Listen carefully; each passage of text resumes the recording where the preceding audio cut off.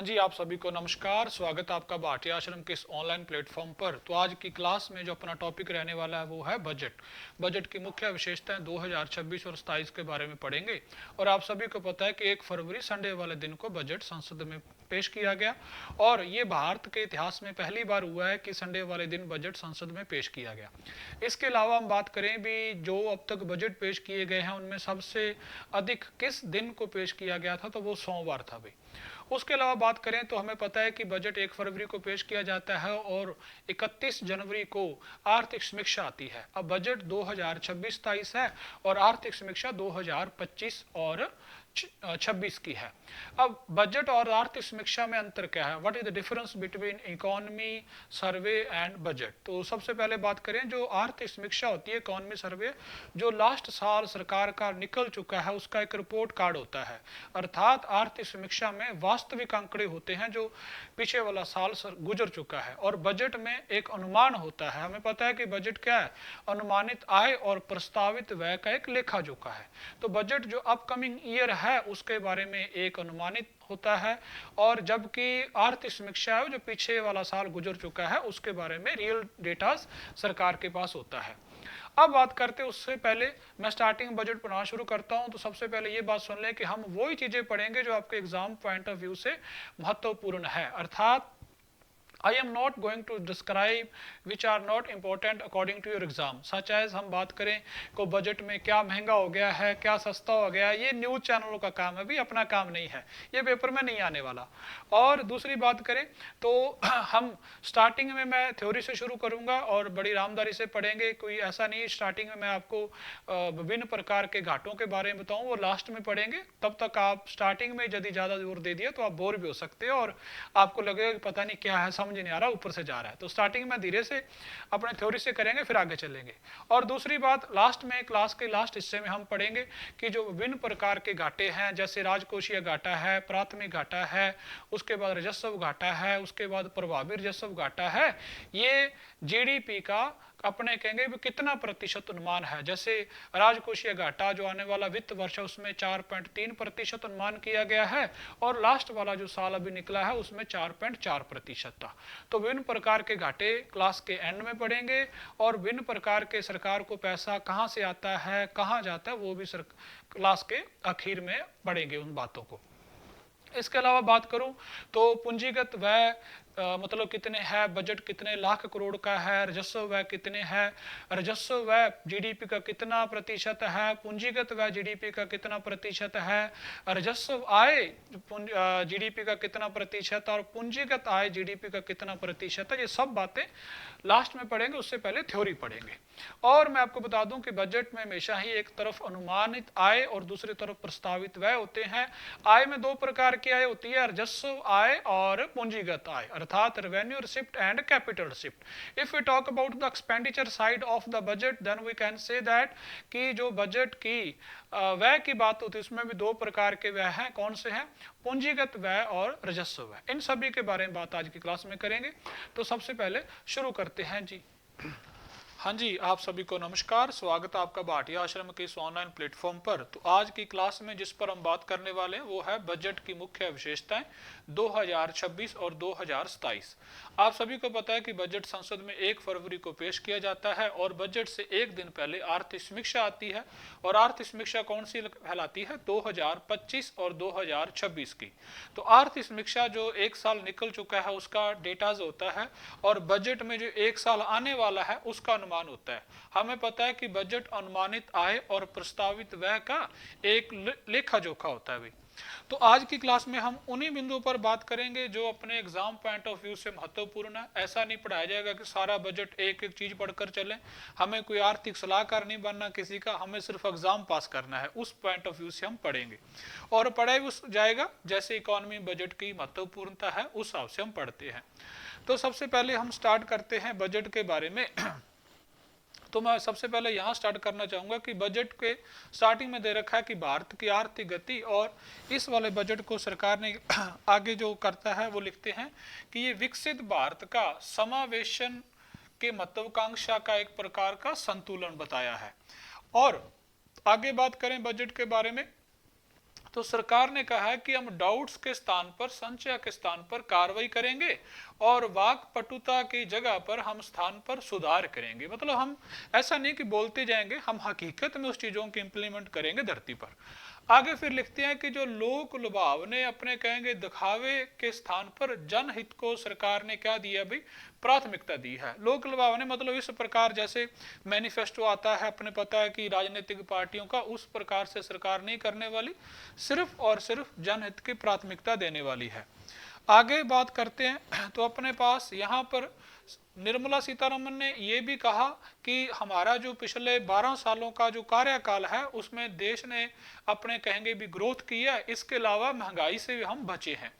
तो उस बारे में बात करते हुए उन्होंने ये बात कही, हाँ जी, उन्होंने कहा कि ये 12 साल का हमारा जो कार्यकाल है उसमें एक स्थायित्व रहा और राजकोषीय अनुशासन भी रहा, फिर संधारणीय वृद्धि रही और कम मुद्रास्फीति रही। अर्थात ये एक पजल दे रखी है, इसमें चारों चीजें अपने कहेंगे समाई हुई है भी। इन चारों को ध्यान में रखते हुए देश ग्रोथ कर रहा है, ये अपने कहेंगे कि वित्त मंत्री का मानना है। तो वो चारों चीजें अपने सामने है, स्थायित्व है, स्टेबिलिटी है, राजकोषीय अनुशासन है, उसके बाद कम मुद्रास्फीति है और सतत विकास की बात है जो सभी को नाल समेट कर चलेगा, सस्टेनेबल अपने डेवलपमेंट की बात करेंगे।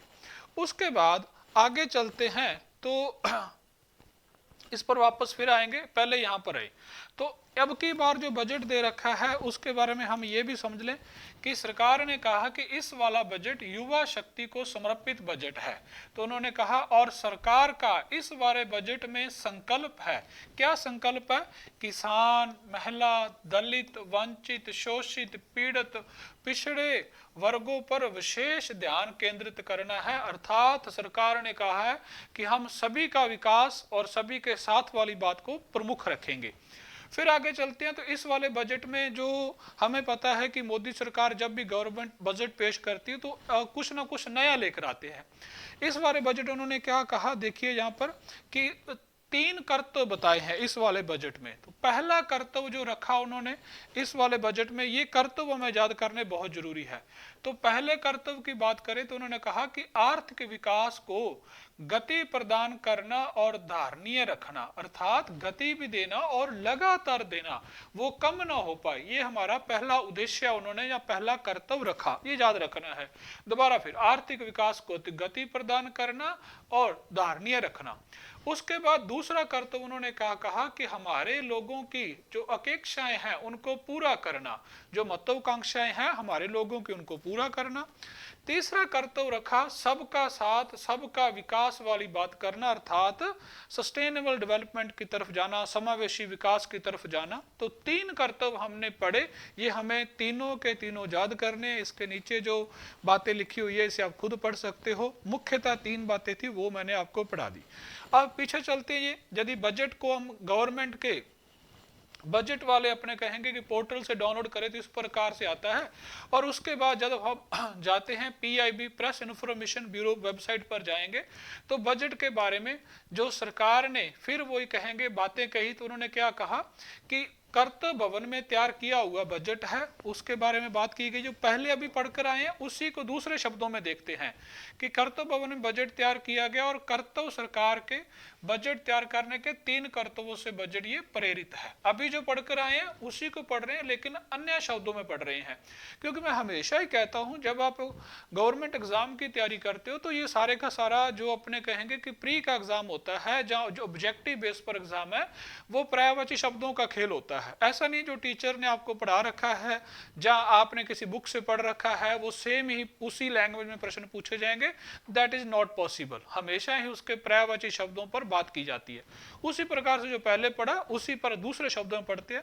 तो पहला कर्तव्य उन्होंने क्या कहा कि उत्पादकता और प्रतिस्पर्धा को बढ़ाना और वैश्विक जो उथल पुथल में लचीलापन लाकर आर्थिक विकास की गति को क्या करना है, तेज करना। वही बात, आर्थिक विकास की गति को तेज करना और गति बनाए रखना। ऐसा नहीं भी कुछ दिन अच्छी तरह से ग्रोथ ले ली, 1 साल उसके बाद फिर कम हो गए। ऐसा नहीं होना चाहिए। तो पहला कर्तव्य उन्होंने क्या कहा, आर्थिक गति को तेज करना और उसके बाद गति को बनाए रखना।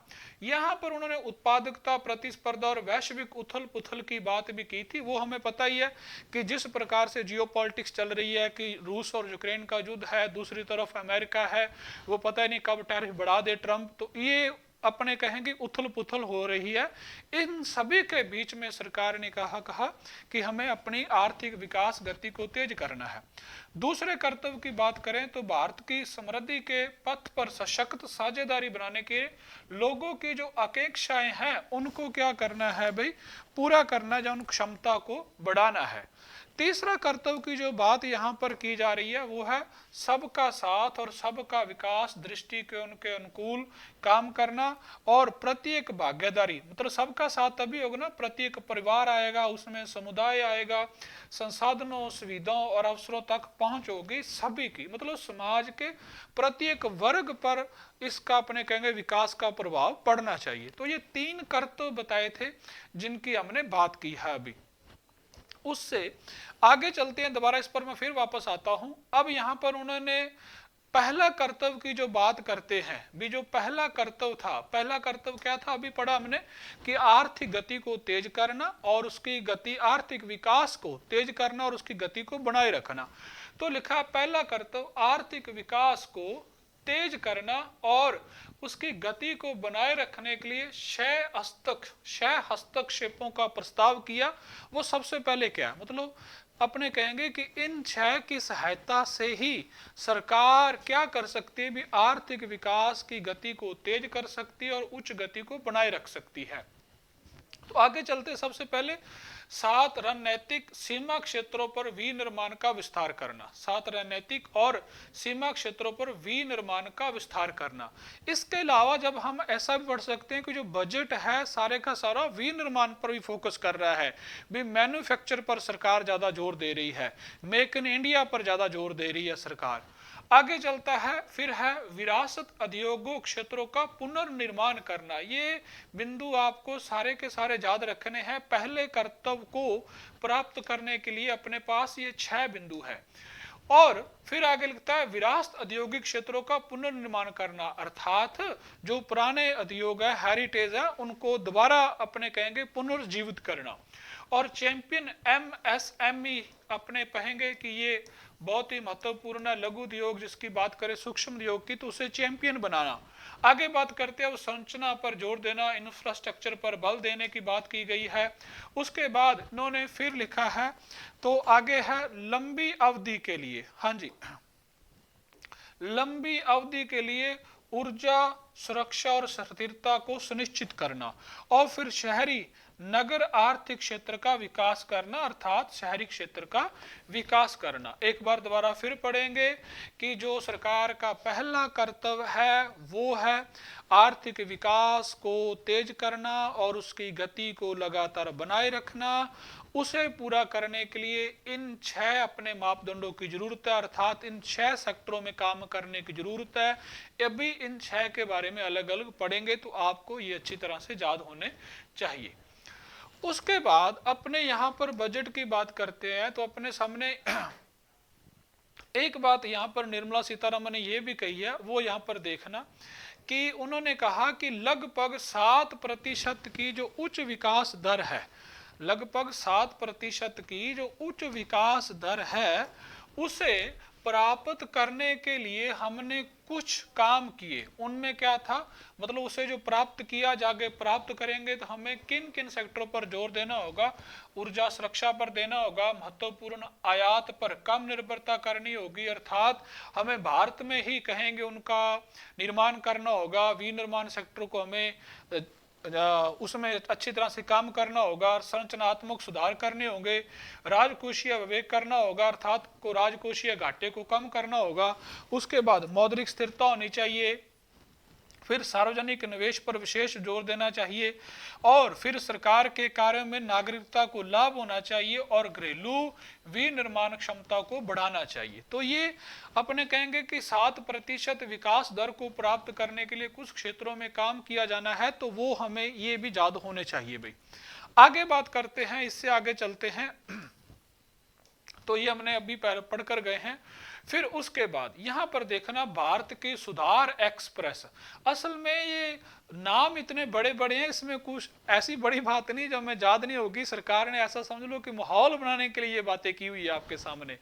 तो यहाँ पर देखना सरकार ने कहा कि सरकार रोजगार को सृजन करने के लिए उत्पादकता और विकास को गति उसकी तीव्र करने के लिए, मतलब रोजगार को बढ़ाने के लिए उत्पादकता बढ़ेगी, विकास को बढ़ाने के लिए उसकी गति तेज करने के लिए सरकार ने व्यापक आर्थिक सुधार किए। वो आर्थिक सुधारों ने को नाम दिया गया है भारत की सुधार एक्सप्रेस।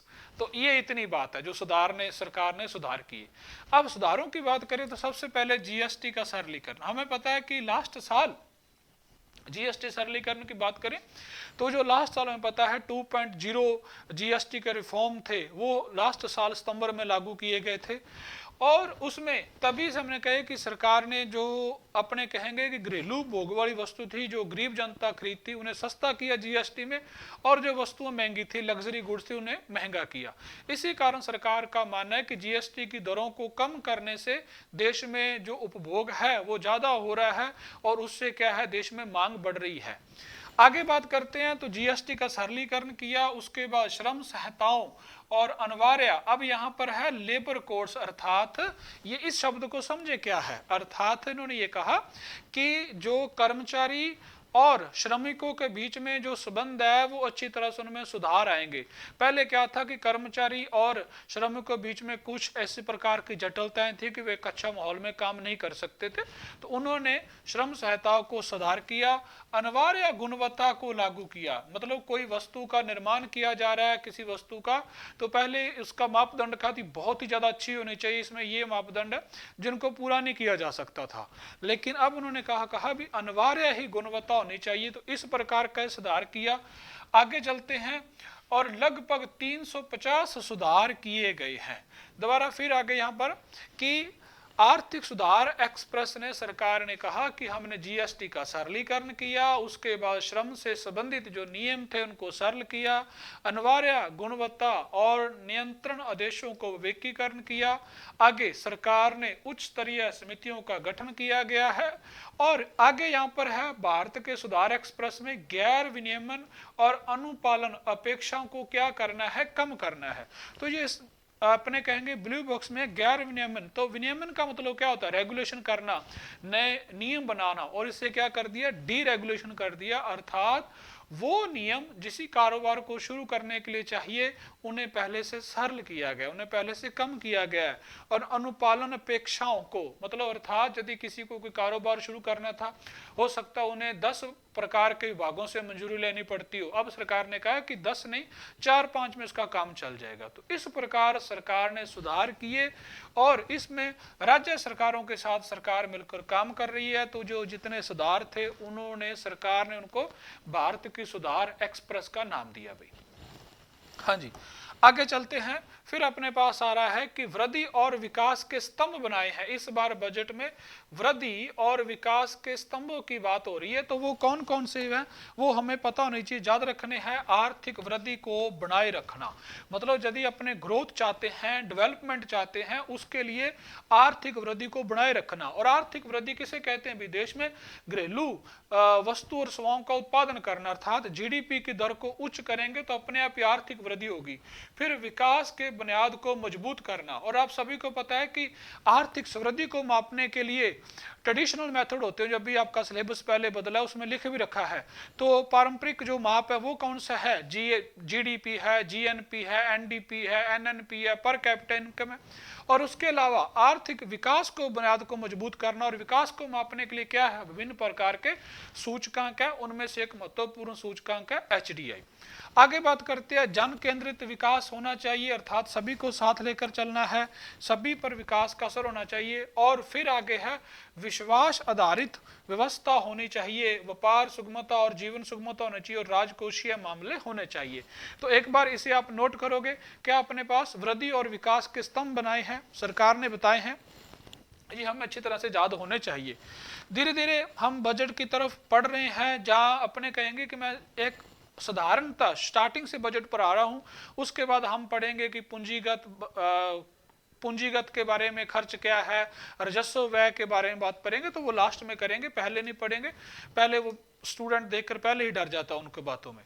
अब अपने पास आता है आर्थिक वृद्धि को बनाए रखने के लिए। अभी हमने पढ़ा कि आर्थिक वृद्धि को बनाए रखने के लिए सरकार ने कहा कि विनिर्माण क्षेत्र पर सरकार ने कहा उसे अग्रणीय होना पड़ेगा।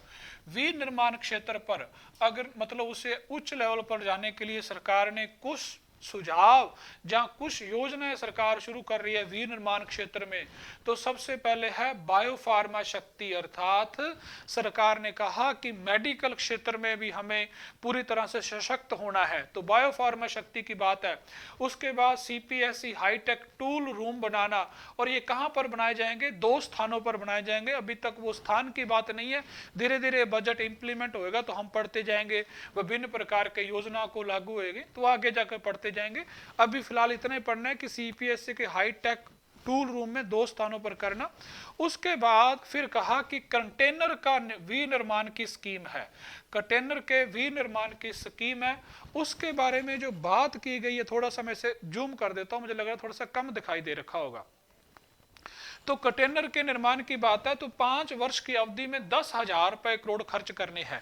उसके बाद आगे चलते हैं, फिर समर्थ 2.0 योजना भी शुरू करने की बात हुई है। वो किसमें हुई है? वस्त्र उद्योग को एकीकृत कार्यक्रम करना। तो वस्त्र उद्योग पर जोर देना। वस्त्र उद्योग पर जोर देने के लिए कुछ योजनाएं हैं, जैसे राष्ट्रीय फाइबर योजना है, किससे संबंधित है? रेशम, ऊन और जूट इत्यादि से संबंधित है। उसके अलावा समर्थ 2.0 योजना शुरू करना है। इसके अलावा महात्मा गांधी ग्रामीण स्वराज योजना भी शुरू करने जा रही है सरकार। वो कहां से है? वस्त्र उद्योग के बारे में है। फिर आगे बात करते हैं, सरकार ने इलेक्ट्रॉनिक कंपोनेंट्स विनिर्माण स्कीम की बात की है। उसके बाद उच्च मूल्य प्रौद्योगिकी उन्नत निर्माण अवसंरचना उपकरणों को घरेलू विनिर्माण को मजबूत करना। तो सरकार घरेलू क्षेत्र पर ज्यादा जोर दे रही है, मेक इन इंडिया वाली पद्धति को आगू लागे कर रही है। फिर उसके बाद अभी हम पढ़कर गए थे कि 200 पुराने उद्योग समूह को पुनर्जीवित करने की स्कीम है।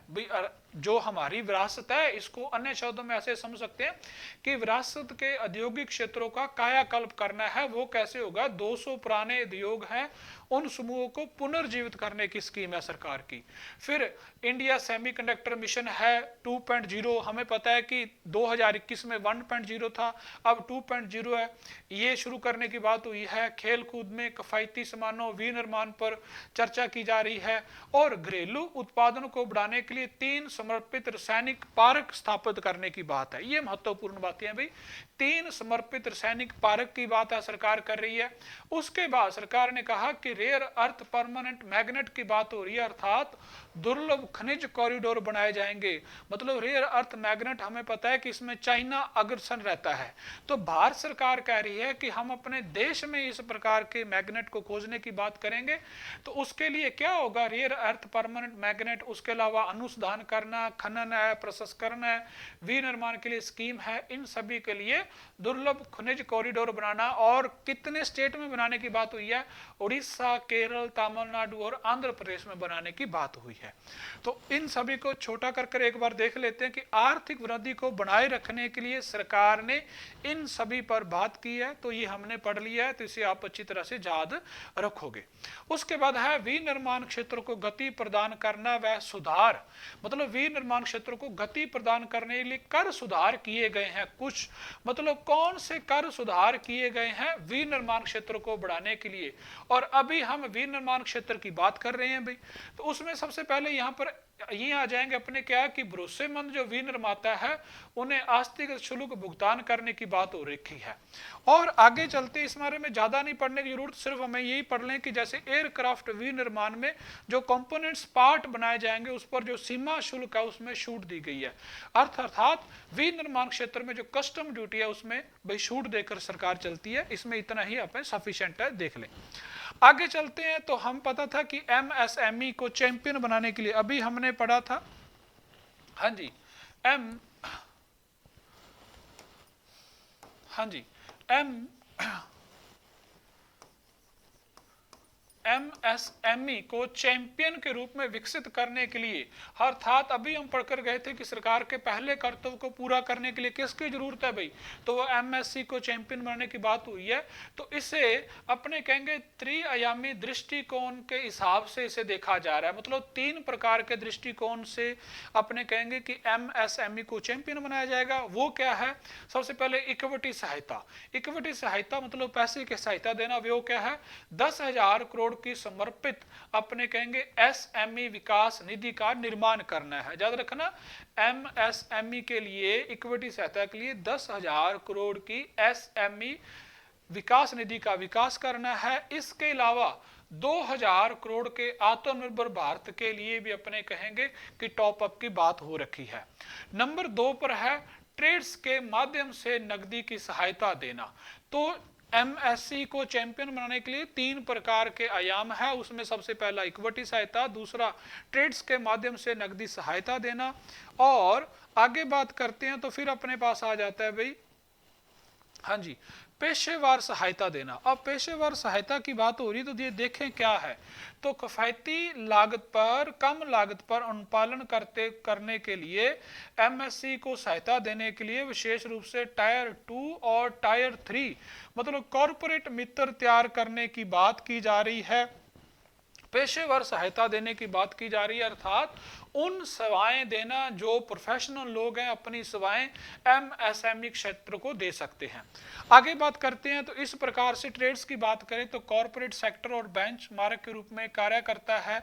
और आगे बात करते हैं तो बीजक छूट के लिए मध्यम शुरू करना और क्रेडिट गारंटी सहायता शुरू करना, सस्ते और तीव्र वित्त पोषण के लिए प्रोत्साहन करने, ट्रेड्स के साथ जैम को भी जोड़ना। इस प्रकार से मुख्यतः 3 बातें याद रखेंगे एमएसएमई क्षेत्र के लिए। वो कौन सी है भाई, इक्विटी सहायता देना, ट्रेड्स के माध्यम से नकदी सहायता देना और पेशेवर सहायता देना, अर्थात पैसा भी देना और अपनी सेवाएं भी देना। एमई क्षेत्र को प्रोफेशनल के द्वारा जो विशेषज्ञ हैं वो अपनी सेवाएं इस क्षेत्र में देंगे भी। आगे बात करते हैं तो फिर अपने पास आ जाता है भी सेवा क्षेत्र। इससे पहले हम विनिर्माण क्षेत्र की बात कर रहे थे, अब हम बात करेंगे सेवा क्षेत्र के बारे में, सरकार ने क्या कहा। तो सेवा क्षेत्र की बात करते हैं तो अपने पास है कि विकसित भारत के मुख्य कार्य के रूप में सेवा क्षेत्र पर ध्यान केंद्रित करने के लिए याद रखना, यहाँ पर उच्च अधिकार प्राप्त शिक्षा से रोजगार और उद्यम स्थायी समिति का निर्माण करना, शिक्षा से रोजगार और उद्यम स्थायी समिति का निर्माण करना।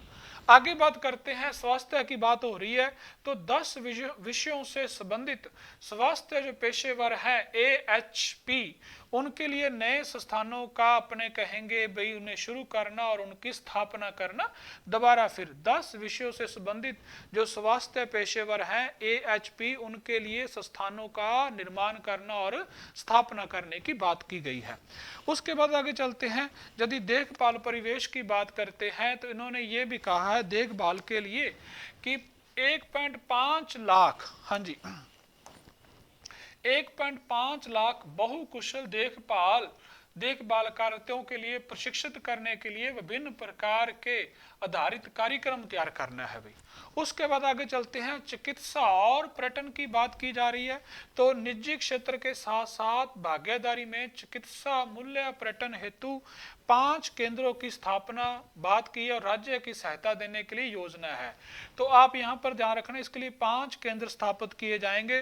फिर आगे बात करते हैं आयुष, अपने कहेंगे कि आयुर्वेदिक से संबंधित जो सरकार करने जा रही है, इससे पहले बीफ अपने बायोफार्मा की बात हुई है, अब आयुर्वेदिक से संबंधित सरकार क्या करने वाली है। तो सरकार ने कहा है कि परिमापन परिवेश के उच्च मानकों के लिए 3 नए, यहां पर याद रखने वाली बात महत्वपूर्ण अपने लिए है, वो क्या है, 3 नए अखिल भारतीय आयुर्वेदिक संस्थान की स्थापना की जाएगी। आयुष के अंतर्गत 3 नए अखिल भारतीय आयुर्वेदिक संस्थान की स्थापना की जाएगी। उसके अलावा आयुष फार्मेसी, आयुष जांच प्रयोगशाला का अपने नींव रखी जाएगी। फिर इसके अलावा WHO की वैश्विक पारंपरिक दवा केंद्र भी स्टार्ट किया जाएगा, और वो कहाँ किया जाएगा भाई? जामनगर में किया जाएगा। एक बार फिर देख ले, आयुष से संबंधित, आयुर्वेदिक से संबंधित 3 नए अखिल भारतीय आयुर्वेदिक, मतलब एम्स की तर्ज पर ही आयुर्वेदिक क्षेत्र में अपने कहेंगे कि 3 नए संस्थान स्थापित किए जाएंगे। और आगे बात करते हैं यहाँ पर ऑरेंज अर्थव्यवस्था। यहाँ पर ध्यान देख रहे हैं, इस बार नए शब्द का प्रयोग किया है। इससे पहले आप देखते हो कृषि से संबंधित अर्थव्यवस्था है, उद्योग क्षेत्र से संबंधित है, सेवा क्षेत्र से संबंधित अर्थव्यवस्था है। उसके अलावा आप ब्लू इकोनॉमी पढ़ते हो, समुद्र से संबंधित अर्थव्यवस्था है। इसके अलावा बात करें तो इस बार ऑरेंज अर्थव्यवस्था की बात की है, इसे हम बोलेंगे रचनात्मक उद्योगों की बात है। वो क्या है ऑरेंज अर्थव्यवस्था? ध्यान से देखना। ऑरेंज अर्थव्यवस्था का मतलब है कि AVG जो कंटेंट क्रिएटर प्रयोगशाला है, अर्थात जो लोग सोशल मीडिया पर आते हैं, बहुत अच्छी वीडियोस बनाते हैं, अपना कंटेंट क्रिएट करते हैं और पैसे कमाते हैं, तो सरकार ने कहा कि इस प्रकार इन पर काम किया जाए कि इस क्षेत्र में ज्यादा से ज्यादा लोगों को रोजगार मिले।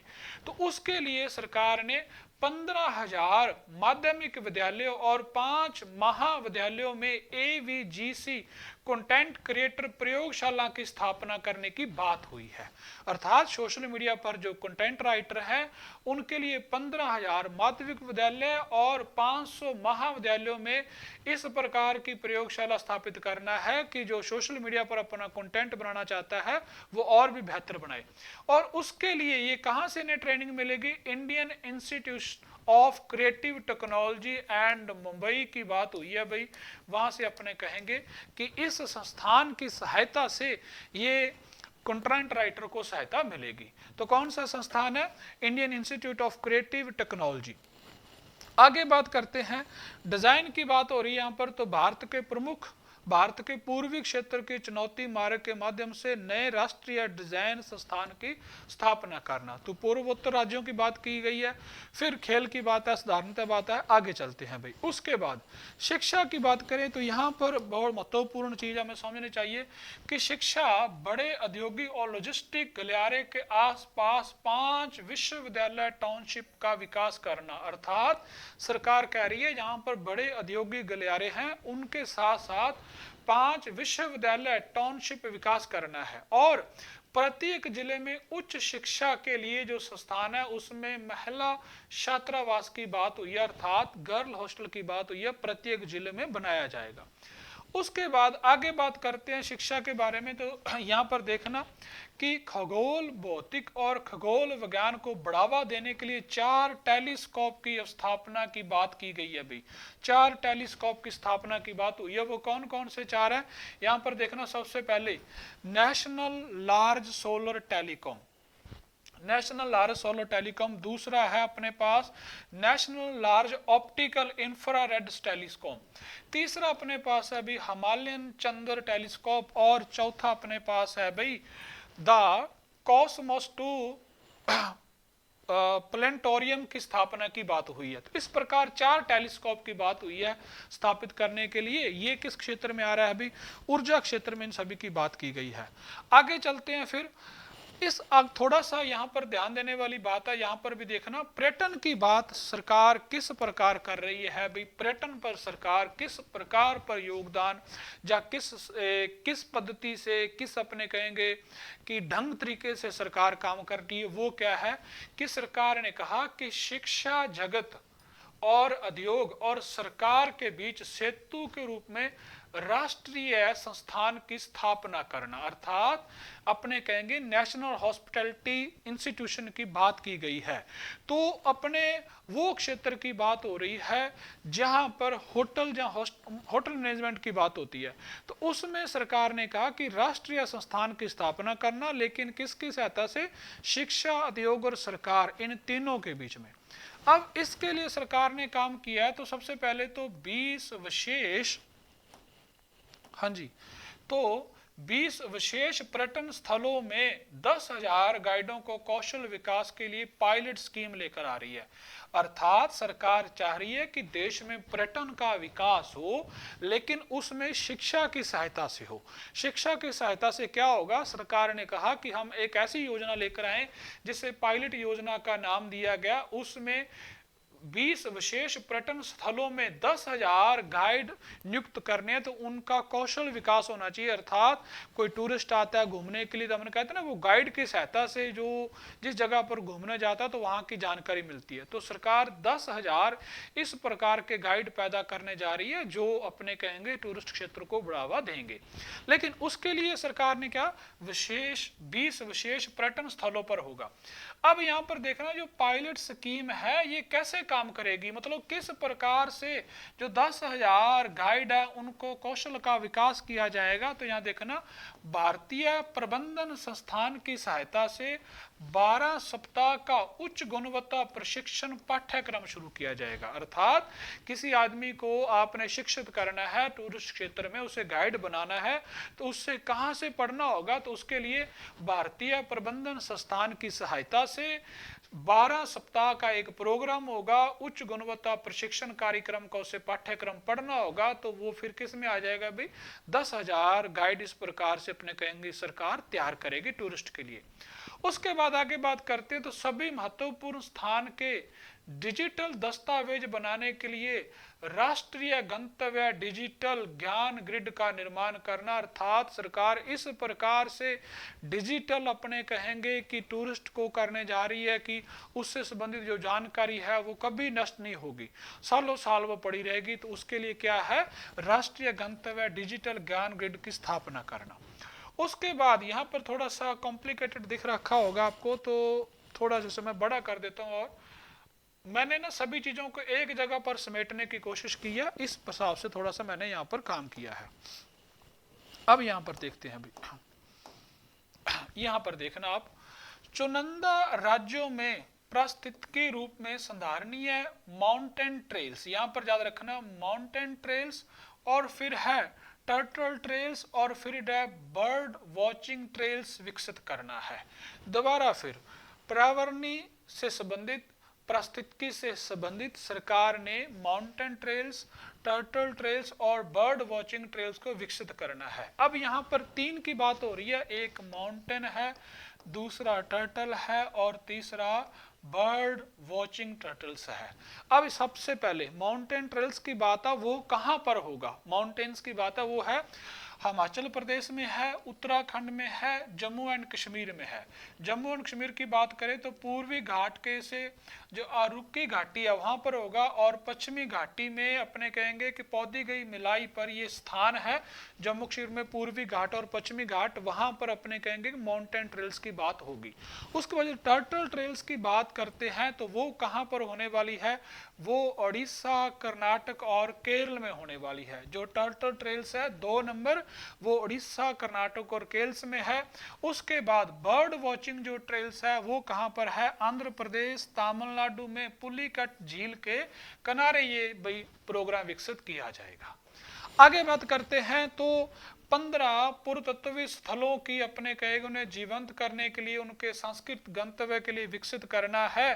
15 ऐसे संस्थानों को विकसित करना चाहती है सरकार भाई, जहां पर उसे दोबारा से जिंदा किया जा सके पुरानी सभ्यता को। तो वित्त मंत्री उनके नाम भी लिए, जो 15 पुरातत्व स्थल है उनमें कौन कौन से नाम थे, उन अपने बारे में वो कहे गए हैं। देखना, लोथल है, अपने धौलावास है, राखी गढ़ी है, उसके बाद सारनाथ है, हस्तिनापुर है, ले और पैलेस है।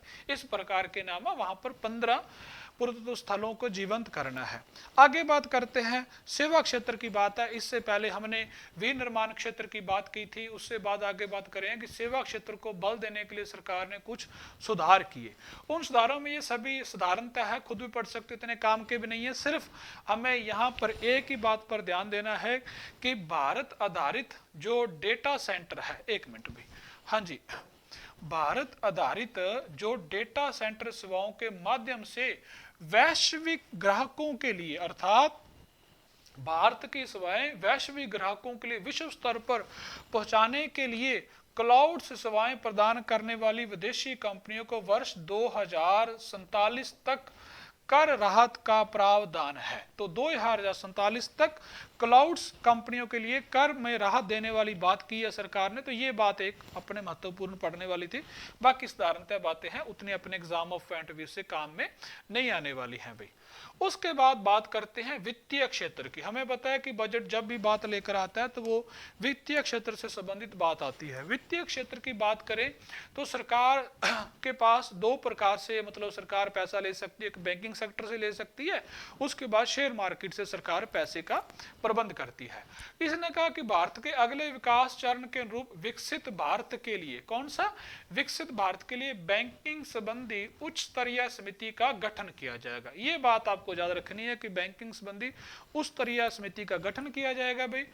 उसके अलावा यदि हम वित्त क्षेत्र में बात करते हैं तो अपने पास यहां पर है भाई 10,000 करोड़ के अधिक वित्त क्षेत्र की बात करते हैं तो 1,000 करोड़ से अधिक के म्युनिसिपल बॉन्ड्स के एकल निर्गमन के लिए 100 करोड़ को प्रोत्साहन देना है म्युनिसिपल बॉन्ड्स के लिए भी।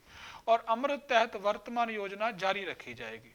फिर है पावर फाइनेंस कॉरपोरेशन और रूरल ग्रामीण विद्युत निगम कॉरपोरेशन का पुनर्गठन करना। ये सभी कौन है, महारत्न है। उसके अलावा बात करें तो विदेशी विनिमय प्रबंधन अर्थात फ्रेमा जो नियमावली है उनमें व्यापक समीक्षा की जाएगी। फिर बाजार निर्माण ढांचा और कॉरपोरेट बॉन्ड्स के लिए जो कुल उसकी रिटर्न है वो वहां पर स्वाइप की अपने कहेंगे शुरुआत की जाएगी। तो ये अपने पास 4 प्रकार के मतलब कॉलम दे रखे हैं सरकार ने, किसके लिए है भी, वित्तीय क्षेत्र से संबंधित है। इसे एक बार आप देखें फिर आगे चलते हैं भाई।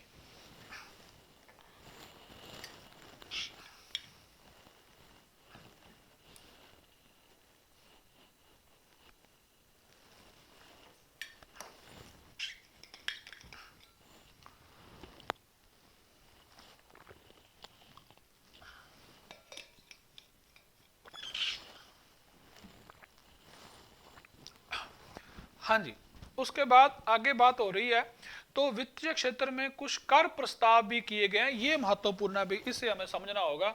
इसके बारे में बात बता दूं कि जो जैसे ही बजट आया था उसके बाद शेयर मार्केट में बहुत ज्यादा गिरावट आ गई। उस गिरावट आने का कारण क्या था वो भी हम समझ लेते हैं। तो लिखा है वित्तीय क्षेत्र के लिए जो कर प्रस्ताव किए गए हैं उनमें देखना फ्यूचर्स एंड एसटीटी, इसका मतलब क्या होगा, एसटीटी का security transaction tax. Security transaction tax एक प्रकार का कर है। वो कहां पर लगता है, जब आप शेयर मार्केट में शेयर बॉन्ड्स उसके अलावा डिबेंचर है इनको खरीदते हो तो बेचते हो। इनको खरीदने और बेचने पर जो लगने वाला टैक्स है, याद रखना ये जो टैक्स है लाभ पर नहीं है, सिर्फ सेलिंग और परचेजिंग पर है। कौन सा, सिक्योरिटी ट्रांजैक्शन टैक्स। तो अपने कहेंगे विनिमय स्थानांतरण कर की बात है, वो कैसे बढ़ाया जाएगा, 0.02% से 0.05% से बढ़ाए जाने की बात हुई है। इसी वजह से कल अपने कहेंगे भी जैसे बजट आता है तो शेयर मार्केट में बहुत ज्यादा गिरावट आ जाती है। उसके अलावा इसी में ऑप्शन प्रीमियम और ऑप्शन चैन में एसटीटी जो फिर अपने पास सिक्योरिटी ट्रांजैक्शन कर की दर है वो 0.1% से 0.125% से बढ़कर 0.15% इसे करना है। तो ये महत्वपूर्ण अपने कहेंगे कर के लिए प्रस्ताव है। ये आपको याद रखने हैं भी कौन से करों में सरकार ने उन कर की दरों में वृद्धि की है। तो अपने पास है सिक्योरिटी ट्रांजैक्शन टैक्स। आगे बात करते हैं तो फिर कृषि के लिए भी सरकार ने कृषि और संबद्ध क्षेत्रों में उत्पादकता बढ़ाकर किसानों की आय बढ़ाने की भाई बात की गई है सरकार के द्वारा। अब कैसे बात की है इसे आरामदारी से पढ़ते हैं भी। सबसे पहले यहां पर देखना अपने पास है भी बागवानी क्षेत्र को समर्पित कार्यक्रमों की बात हुई है। हॉर्टिकल्चर देखना उसके लिए क्या है, पुराने और कम उपज वाले फल उद्यानों का कायाकल्प तथा अखरोट बादाम और खुमानी की उच्च घनत्व कृषि क्षेत्र को बढ़ाना है। सरकार ने कहा बागवानी क्षेत्र में अखरोट बादाम और खुमानी को बढ़ाने की बात सरकार ने की गई है, पहला नंबर। उसके बाद बात करते हैं जब अपने पास आता है उच्च मूल्य की कृषि में सहायता। सरकार कहती है कि ऐसे प्रकार से कृषि होनी चाहिए जिसमें उच्च मूल्य हो। कैसे? उत्पादन में वृद्धि और उत्पादकता बढ़ाने के लिए सरकार ने यहाँ पर देखना नारियल प्रोत्साहन योजना की बात हुई है भाई। इसे याद रखना, नारियल में भारत का विश्व में पहला स्थान है उत्पादन में। तो अपने कहेंगे कि नारियल प्रोत्साहन योजना की बात की जा रही है। उसके बाद भारतीय काजू को अपने कहेंगे भारतीय काजू व कोको कार्यक्रम की बात भी की जा रही है। भी कोकोनट की बात है, नारियल की बात है। तो दोबारा फिर एक बार नारियल प्रोत्साहन, हाँ जी, नारियल प्रोत्साहन योजना की बात हो रही है और उसके बाद भारतीय काजू और कोको कार्यक्रम की बात भी उसमें हो रही है। आगे बात करते हैं तो भारतीय काजू और कोको के लिए एक समर्पित कार्यक्रम की बात भी सरकार ने की है। वो क्या है? सरकार चाहती है कि 2030 तक प्रीमियम वैश्विक ब्रांड बनाना है। किसे बनाना है? सरकार को भारतीय काजू को और भारतीय कोको को, अपने कहेंगे नारियल को 2020 तक प्रीमियम वैश्विक ब्रांड बनाने की बात की गई है। आगे बात करते हैं तो उसके बाद अपने पास आ जाता है भी पशु क्षेत्र की बात की। जब हम बात करते हैं तो पशुपालन में भी सरकार ग्रामीण और शहरी क्षेत्रों के आसपास रोजगार सृजन की सुविधा हेतु क्षेत्र उद्यमिता का सहायता करेगी। इसके लिए पशु चिकित्सा, अर्ध पशु चिकित्सा महाविद्यालय, पशु चिकित्सा अस्पताल और उसके बाद प्रयोगशाला, निजी क्षेत्र में प्रजनन सुविधाओं के लिए सरकार पूंजीगत सब्सिडी प्रदान करेगी। भाई ये सरकार ने पशु क्षेत्र में बात की गई है। सरकार कहती है कि हम केवल कृषि पर काम नहीं करेंगे, कृषि से संबंधित जो गतिविधियां हैं उन पर भी जोर दिया जाएगा। आगे बात करते हैं उसके बाद अपने है फिर कर्मचारी भूमिका के लिए प्रशिक्षण अनुरूप बनाकर कार्य और उसका चालू करना है। फिर मत्स्य पालन की बात करें तो यहाँ पर बात समझ लेना है 500 जलाशय मतलब 500 नए तालाब के निर्माण की बात हुई है मछली पालन के लिए।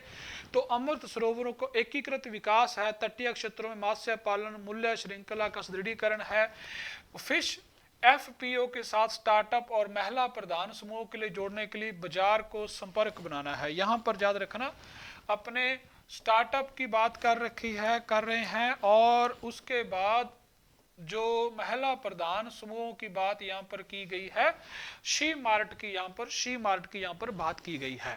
और 500 जलाशय और अमर सरोवरों का एकीकृत विकास करना है मत्स्य पालन में। फिर उसके बाद आगे बात होती है जब अपने पास चंदन की बात होती है। चंदन की कृषि के लिए संकेंद्रित खेती और कटाई उपरांत प्रसंस्करण करना है चंदन का। यहाँ पर एक और महत्वपूर्ण जानकारी है, वो है भारत विस्तार की बात की जा रही है। किसकी बात है? भारत विस्तार। ये टर्मोलॉजी याद रखना, शब्दावली। भारत विस्तार शब्द किसके लिए प्रयोग किया जा रहा है? बजट के अंदर।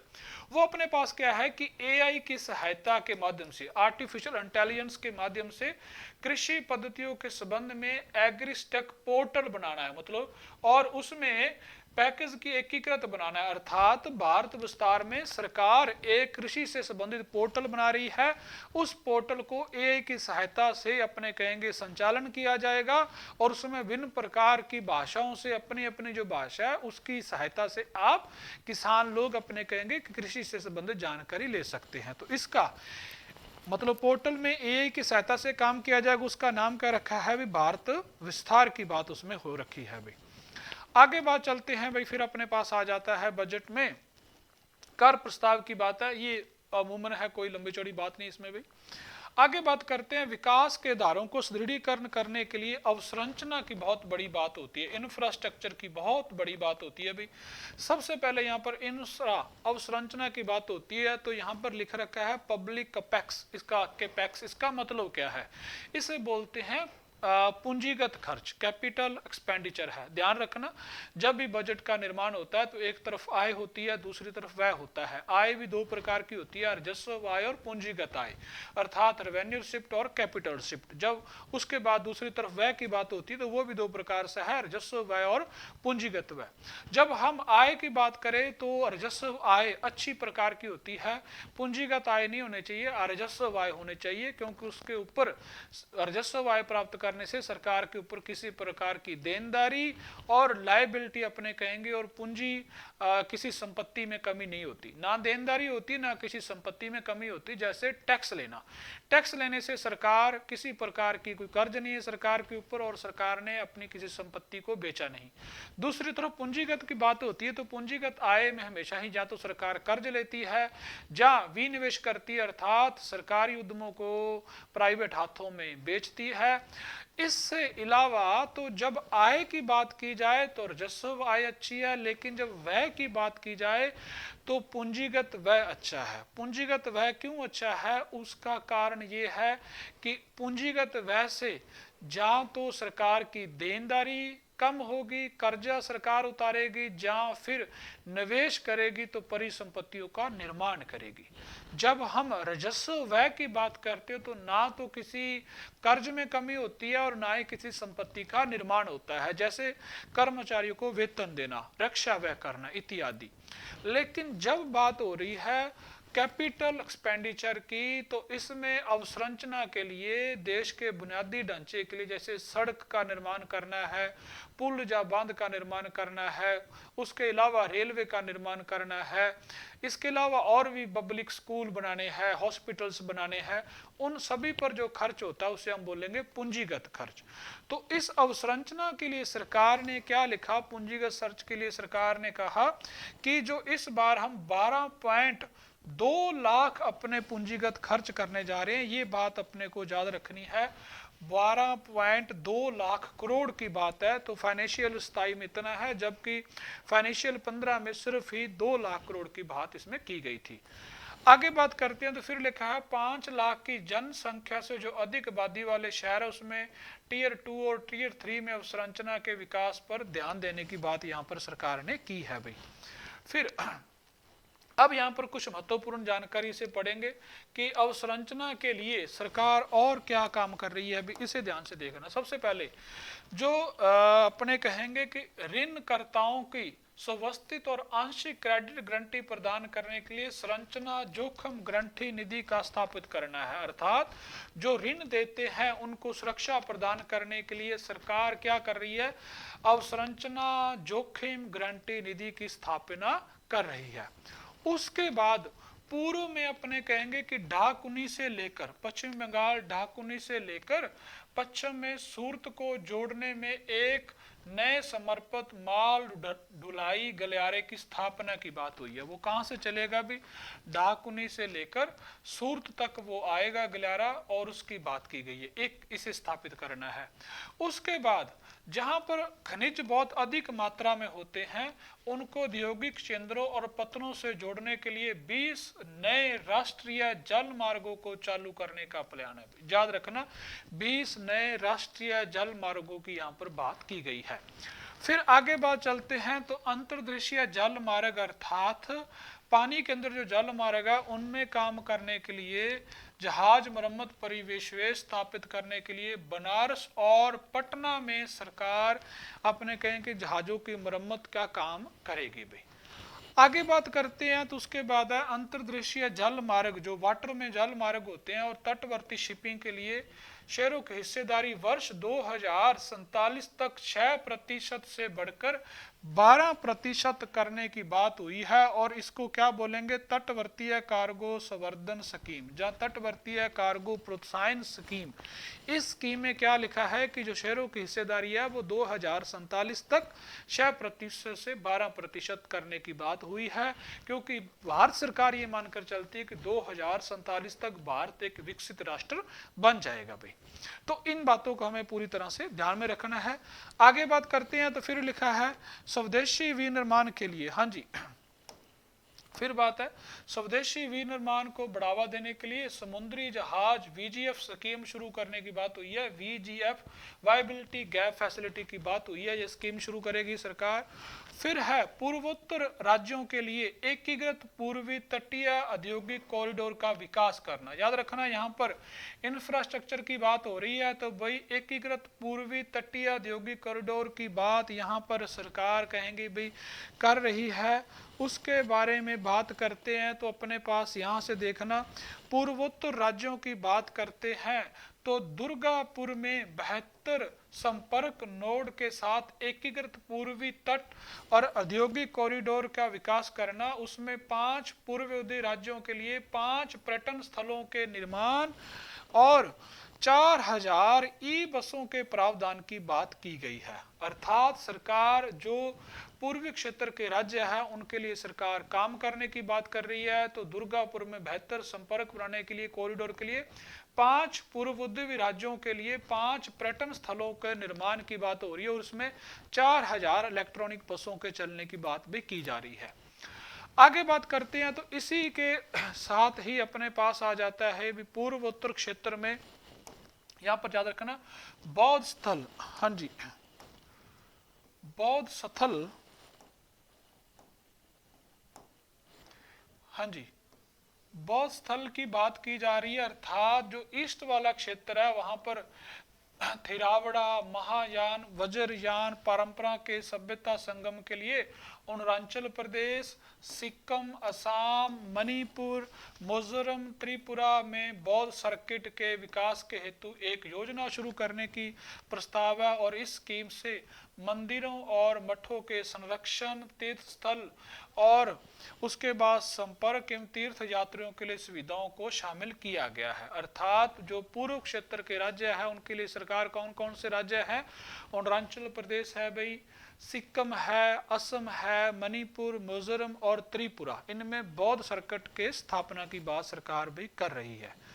आगे बात करते हैं तो अपने पास आ जाता है भाई दीर्घ अवधि ऊर्जा सुरक्षा और स्थिरता सुनिश्चित करने के लिए, अर्थात ऊर्जा क्षेत्र में सरकार क्या काम कर रही है। और आपको पता है कि जो आपका सिलेबस था RS प्री का, उसमें ऊर्जा परिवहन की बात की गई है, नए टॉपिक ऐड किए गए हैं सेवा क्षेत्र में। तो ऊर्जा की बात करते हैं तो अपने सामने है सबसे पहले यहाँ पर एक ही बात है जो महत्वपूर्ण है बहुत ज्यादा, वो क्या है, 20,000 करोड़ रुपए खर्च करने की बात हुई है कार्बन कैप्चर, उपभोग और भंडारण के लिए। CCUS की बात है, इसे अपनाने की जो स्कीम है, जो CCUS स्कीम है, इसे अपनाने के लिए 20,000 करोड़ खर्च किए जाएंगे। और ये क्या है पूरा नाम, कार्बन कैप्चर, उपभोग और भंडारण की बात की जा रही है भाई।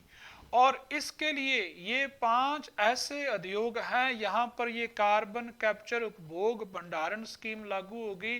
5 कौन से उद्योग हैं वो आप लिख सकते हो, विद्युत, इस्पात, सीमेंट, तेल शोधन और केमिकल्स। तो ये 5 उद्योग हैं, विद्युत, इस्पात, सीमेंट, तेल शोधन और केमिकल्स में, इन 5 पर 20,000 करोड़ खर्च किए जाएंगे। वो स्कीम का नाम है कार्बन कैप्चर, उपभोग, स्टोरेज या भंडारण स्कीम। और इस स्कीम में हमें पता है कि हमारा 2070 तक भारत का लक्ष्य है कि 0 एमिशन करना है। इस प्रकार से कार्बन की मात्रा को उत्सर्जन उसे भाई कम करना है। इसमें एक ये महत्वपूर्ण बात सी समझने वाली भाई, फिर आगे चलते हैं। उसके बाद है शहरीकरण और शहरी आर्थिक क्षेत्र को बढ़ावा देने के लिए भी सरकार ये कुछ अपने कहेंगे महत्वपूर्ण काम किए हैं। शहरी क्षेत्रों को बढ़ावा देने के लिए देखना, सामूहिक आर्थिक शक्ति प्रदान करने के लिए, शहरों की क्षमता को बढ़ाने के लिए अपने कहेंगे टियर 2 और टियर 3 शहरों को तीर्थ नगरों पर फोकस करने के लिए सरकार 7 हाई स्पीड रेल कॉरिडोर की स्थापना करने वाली है भाई।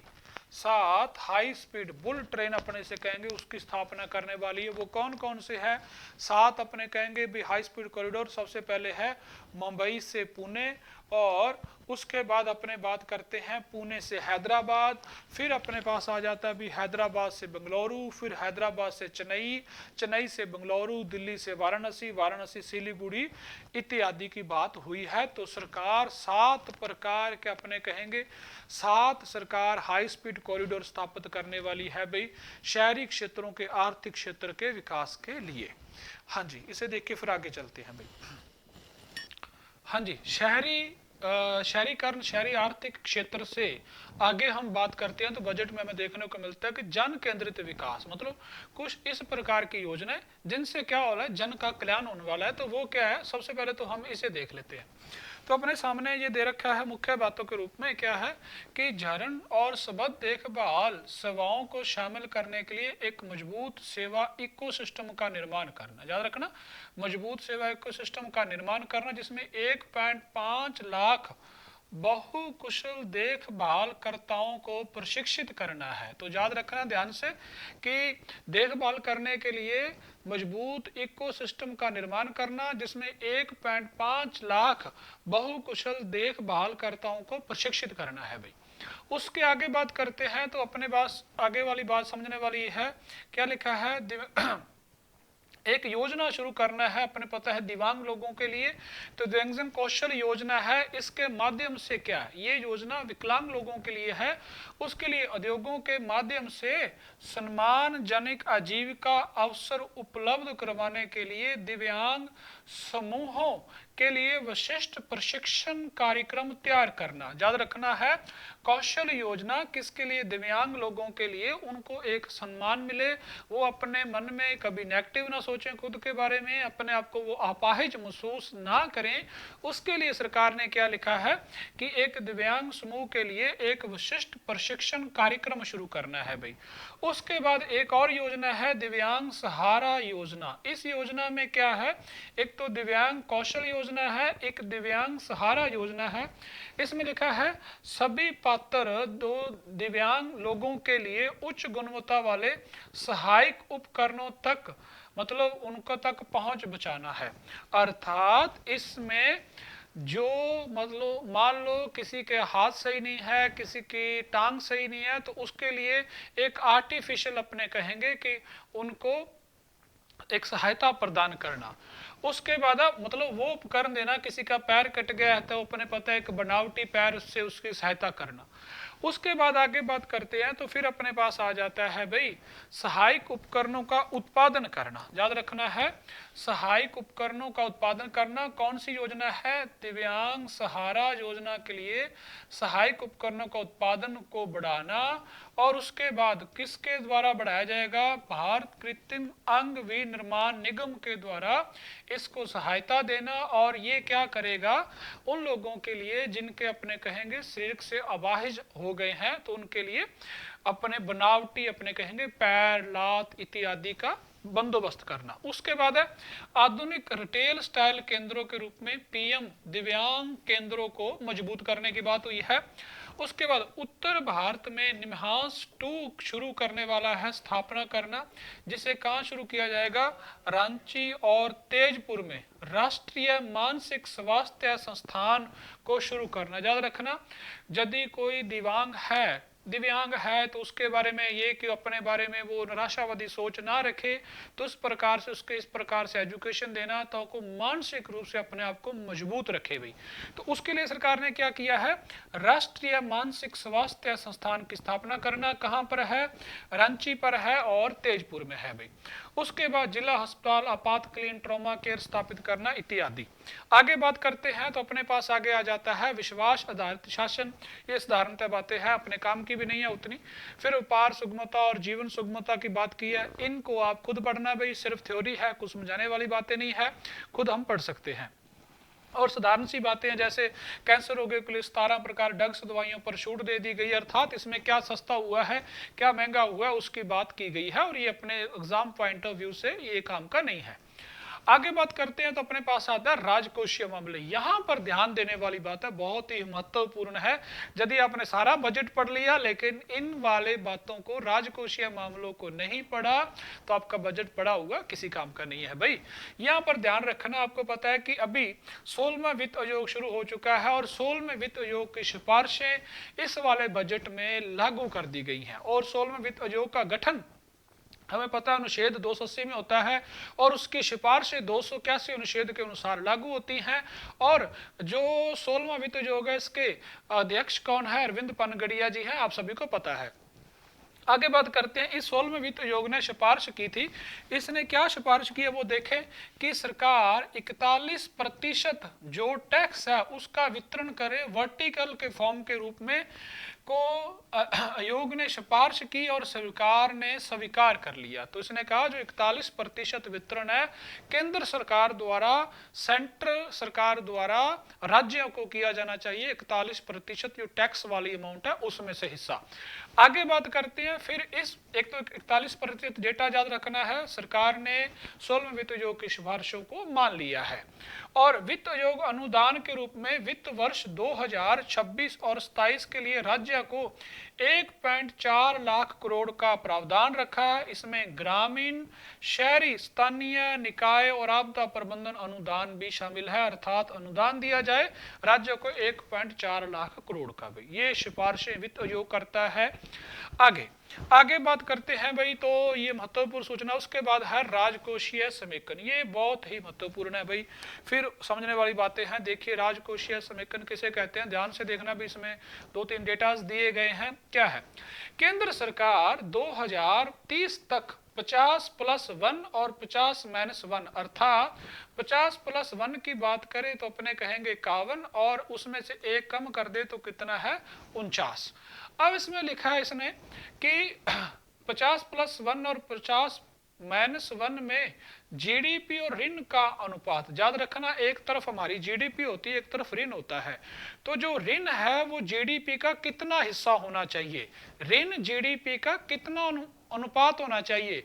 तो लिखा है जीडीपी और ऋण अनुपात को प्राप्त करने का लक्ष्य रखेगी सरकार, अर्थात 2030 तक सरकार जो ऋण होगा वो अपने कहेंगे जीडीपी का जहां तो 51% होगा, जहां फिर 49% होगा भाई।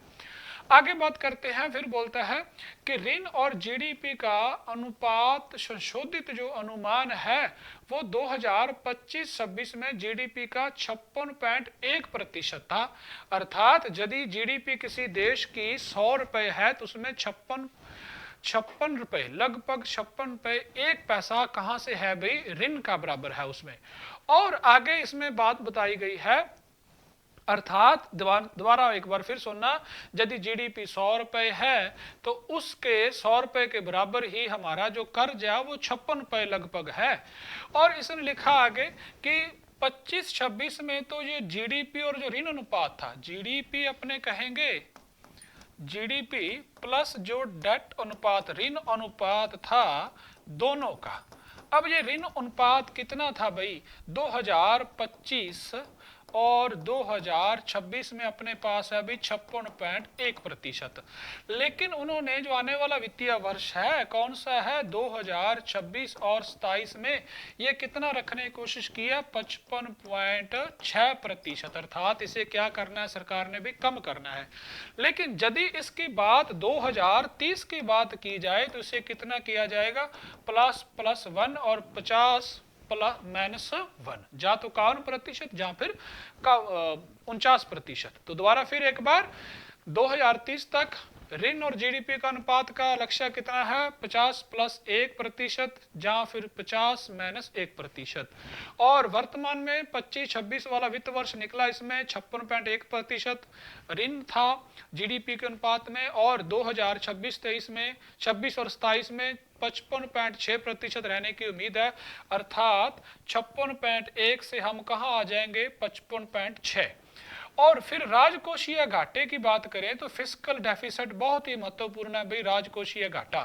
राजकोषीय घाटे में रिवाइज किया है, इसे कैसे रिवाइज किया है कि 2025-26 में जीडीपी का 4.4% था, अर्थात जो फिस्कल डेफिसिट था वो जीडीपी का 4.4% था। अर्थात यदि जीडीपी 100 रुपए है तो उसका 4.4 जो पैसे थे, लगभग 4.5 रुपए वो किसमें थे, फिस्कल डेफिसिट, राजकोषीय घाटे थे।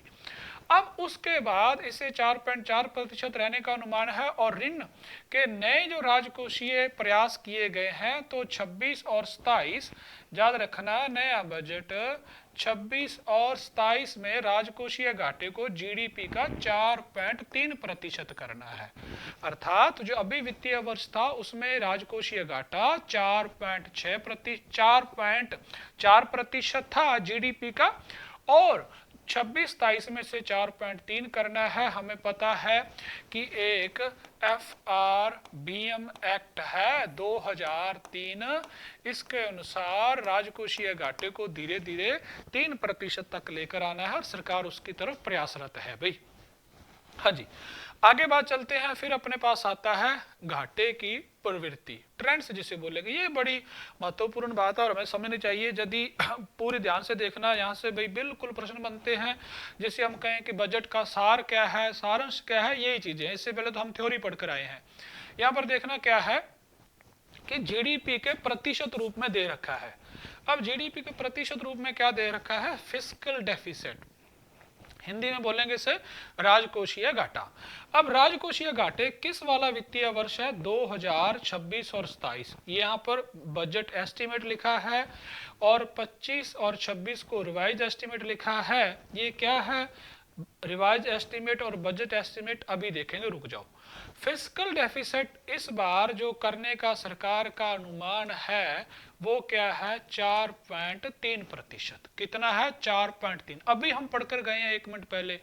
और जिसके लास्ट साल की बात करें तो लास्ट वाले वित्तीय वर्ष में कितना था? 4.4%। इसे 4.30 कह दो चाहे 4.3% कह दो भाई। आगे बात करते हैं। उसके बाद आता है रेवेन्यू डेफिसिट, इसे बोलते हैं राजस्व घाटा। हिंदी में बोलोगे आप राजस्व घाटा।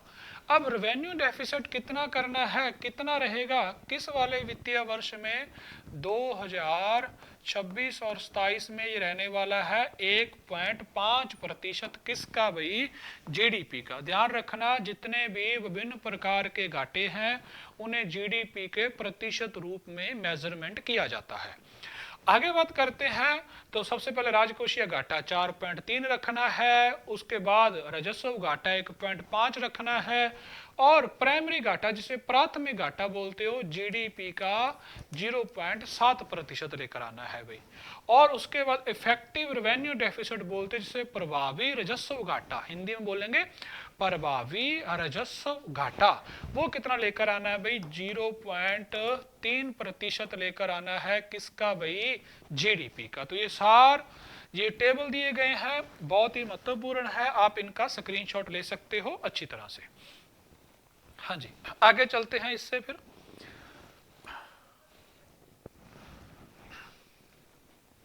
हाँ जी, अब रुपया कहाँ से आता है, कहाँ जाता है, इसके बारे में बात कर लें भाई। अभी कर लेते हैं।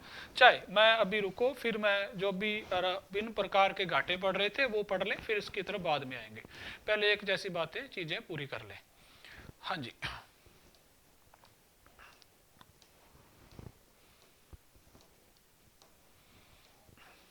अब यहां पर थे, इसी की बात हम कर रहे थे। यहां पर देखना भी, अब आप इसे ध्यान से समझना। सबसे पहले दे रखा है राजकोषीय घाटा, फिस्कल डेफिसिट। ये कितना है? यदि इसके लाखों करोड़ों में बात करें तो 16 पॉइंट अपने कहेंगे लगभग 16.95 लाख करोड़ है। अमाउंट की बात करें, यदि हम इसकी प्रतिशत की बात करें तो ये जीडीपी का कितना रहने वाला है? 4.3%। कौन सा? राजकोषीय घाटा। बजट अनुमान वित्त वर्ष 26-27 में कितना रहने वाला है? 4.3। अब यहाँ पर है वित्त वर्ष 2025-26 का संशोधित अनुमान, रिवाइज एस्टीमेट। अब देखना, जब भी बजट पेश किया जाता है तो एक बजट में 3 वर्षों का लेखा जोखा होता है। एक वर्ष में 3 वर्षों का लेखा जोखा होता है बजट में। अर्थात इसमें जो आने वाला वित्त वर्ष है उसे बोलेंगे अनुमानित वित्त वर्ष बोलेंगे।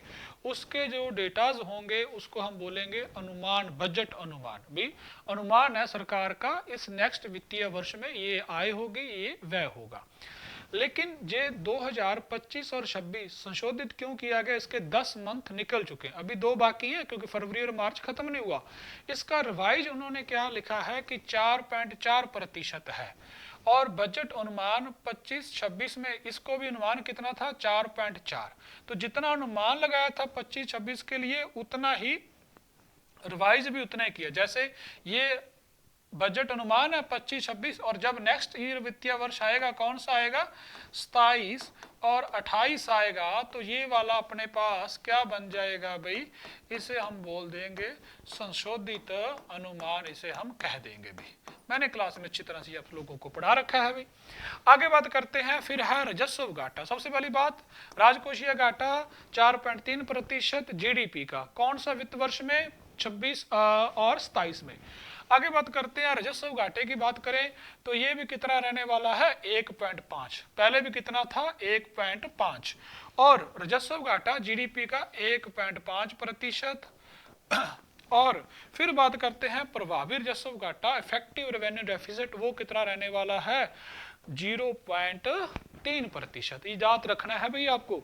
फिर उसके बाद आ जाता है प्राथमिक घाटा। प्राथमिक घाटे की बात की जाए तो प्राथमिक घाटा कितना है 0.7%।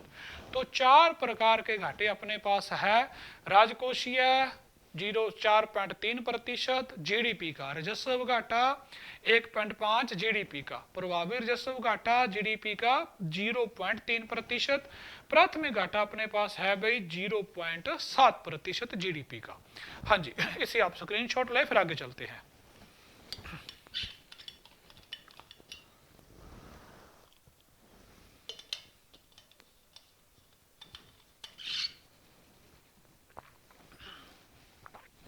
हाँ जी,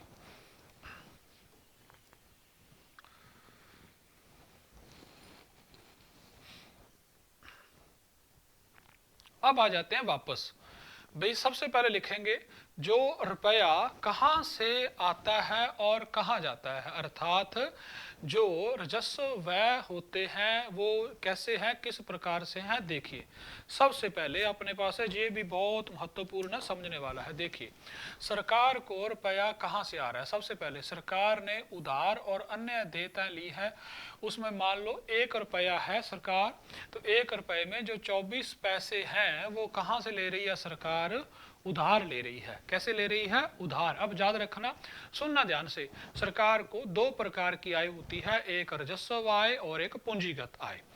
जो राजस्व आय होगी वो सरकार को 2 प्रकार की होती है, एक टैक्स और एक नॉन टैक्स, एक कर से आय और एक गैर कर आय। लिखते जाओ साथ में, राजस्व आय 2 प्रकार की है, कर आय और गैर कर आय। इसी प्रकार से पूंजीगत आय को 3 तरह से प्राप्त किया जाता है। कैसे, सबसे पहले सरकार कर्ज ले तो वो पूंजीगत आय है सरकार के लिए।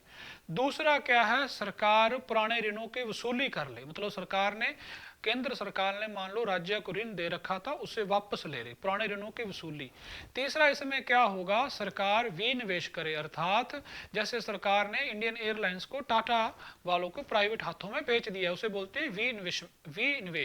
डिसइन्वेस्टमेंट, एक इन्वेस्टमेंट होता है, एक उसके अपोजिट डिसइन्वेस्टमेंट, अर्थात सरकारी उपक्रमों को निजी हाथों में बेच देना, जहां उसकी हिस्सेदारी दे देना। तो 3 प्रकार से सरकार को आय होगी, कौन सी, पूंजीगत आय, एक ऋण लेना, एक पुराने ऋणों की वसूली और एक विनिवेश। राजस्व आय 2 प्रकार की होगी सरकार के पास, एक कर आय और एक गैर कर आय। आगे बात करते हैं, तो जो पूंजीगत आय है उसमें उधार लिया सरकार ने, आधार और अन्य देते हैं, अन्य लायबिलिटी, तो 24 पैसे आ रहे हैं, याद रखना। उसके बाद सबसे ज्यादा सरकार की आय कहां से है, उधार से। फिर सरकार को जीएसटी वाले जहां अन्य कर से कितने रुपए मिले हैं भाई, 18 पैसे मिले हैं सरकार को 1 रुपए में।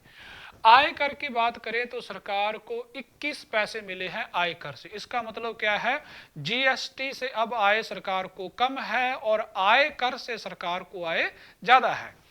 आगे बात करते हैं, तो फिर अपने पास निगम कर है। निगम कर किस पर लगता है, कंपनियों को लाभ पर लगता है, उसमें सरकार को केवल 4 पैसे मिल रहे हैं भाई। केंद्रीय उत्पाद शुल्क, जिसे हम सीमा शुल्क भी कहते हैं, उसमें 6 पैसे मिल रहे हैं सरकार को। कर से भिन्न प्राप्तियां होगी वो है सरकार को 15 पैसे है।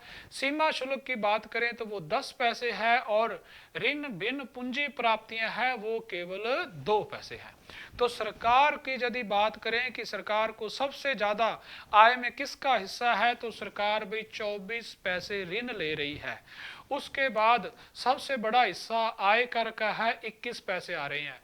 उसके बाद जीएसटी 18 पैसे हैं, और उसके बाद विभिन्न प्रकार की कर प्राप्तियां हैं 15 पैसे। अब बात करते हैं भी रुपया जाता कहाँ है, वो देखिए। अब रुपये जाने की बात है तो सरकार की जैसे दो प्रकार की आय थी, एक राजस्व आय और एक पूंजीगत आय। इसी प्रकार के दो प्रकार के खर्च होते हैं सरकार के, एक राजस्व व्यय और एक पूंजीगत व्यय। राजस्व व्यय की बात करें तो एक सबसे पहले सरकार के तीन प्रकार के मुख्य राजस्व व्यय होंगे।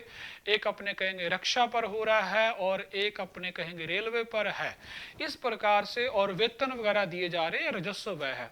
पूंजीगत व्यय की बात करें तो वो पूंजीगत व्यय भी फिर तीन प्रकार के होंगे। सबसे पहले निवेश करना, सरकार नई पूंजी का निर्माण कर रही है। दूसरा, पुराने ऋणों की कहेंगे सरकार वापसी कर रही है, उस पर पूंजीगत व्यय माना जाएगा। आगे है अपने पास करों और शुल्कों को राजस्व का हिस्सा कितना है, 22 पैसे है भाई।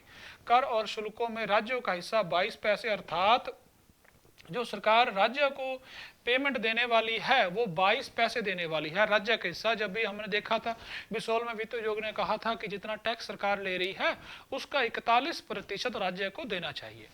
अब उसके बाद है वित्त आयोग और अन्य अंतरण कितने हैं भाई, 7 पैसे हैं। फिर केंद्र द्वारा प्रायोजित योजनाएं 8 पैसे इसमें जा रहे हैं सरकार के। ब्याज अदायगी है, ब्याज अदायगी 20 पैसे जा रही। याद रखना, जब ऋण की वापसी करोगे तो पूंजीगत व्यय होगा, जब ब्याज की वापसी करोगे तो राजस्व व्यय होगा। ब्याज में सरकार 20 पैसे, देख लो कितना ऋण ले रखा है सरकार ने, 20 पैसे ब्याज में जा रहे हैं सरकार के। रक्षा पर सरकार भी 11 पैसे खर्च कर रही है और प्रमुख आर्थिक सहायता सब्सिडी प्रकार से 6 पैसे कर रही है। केंद्रीय क्षेत्र की योजनाएं जो केंद्र सरकार 17 पैसे दे रही है। पेंशन पर सरकार 2 पैसे दे रही है और अन्य व्यय पर सरकार 7 पैसे खर्च कर रही है। ये आपको सभी याद रखने हैं भी कहां से पैसा आ रहा है और कहां पैसा जा रहा है। इसको दूसरे शब्दों में समझ लेते हैं, इसी बात को हम अलग प्रकार से एक पाई चार्ट है उसकी सहायता से भी समझ लेते हैं। वापस आ जाइए आप इधर। हाँ जी, वो अभी मैं बता कर रहा था आपको। हाँ जी, ये है अपने पास रुपया कहाँ से आ रहा है। याद रखना, रुपया कहाँ से आ रहा है, तो रुपए की जब बात हो रही है कहाँ से आ रहा है, देखना सबसे ज्यादा सरकार को बोरिंग और लायबिलिटी, अर्थात सरकार जितना रुपया सरकार के पास आय है उसका 24% सरकार ऋण ले रही है, अभी पढ़कर गए थे।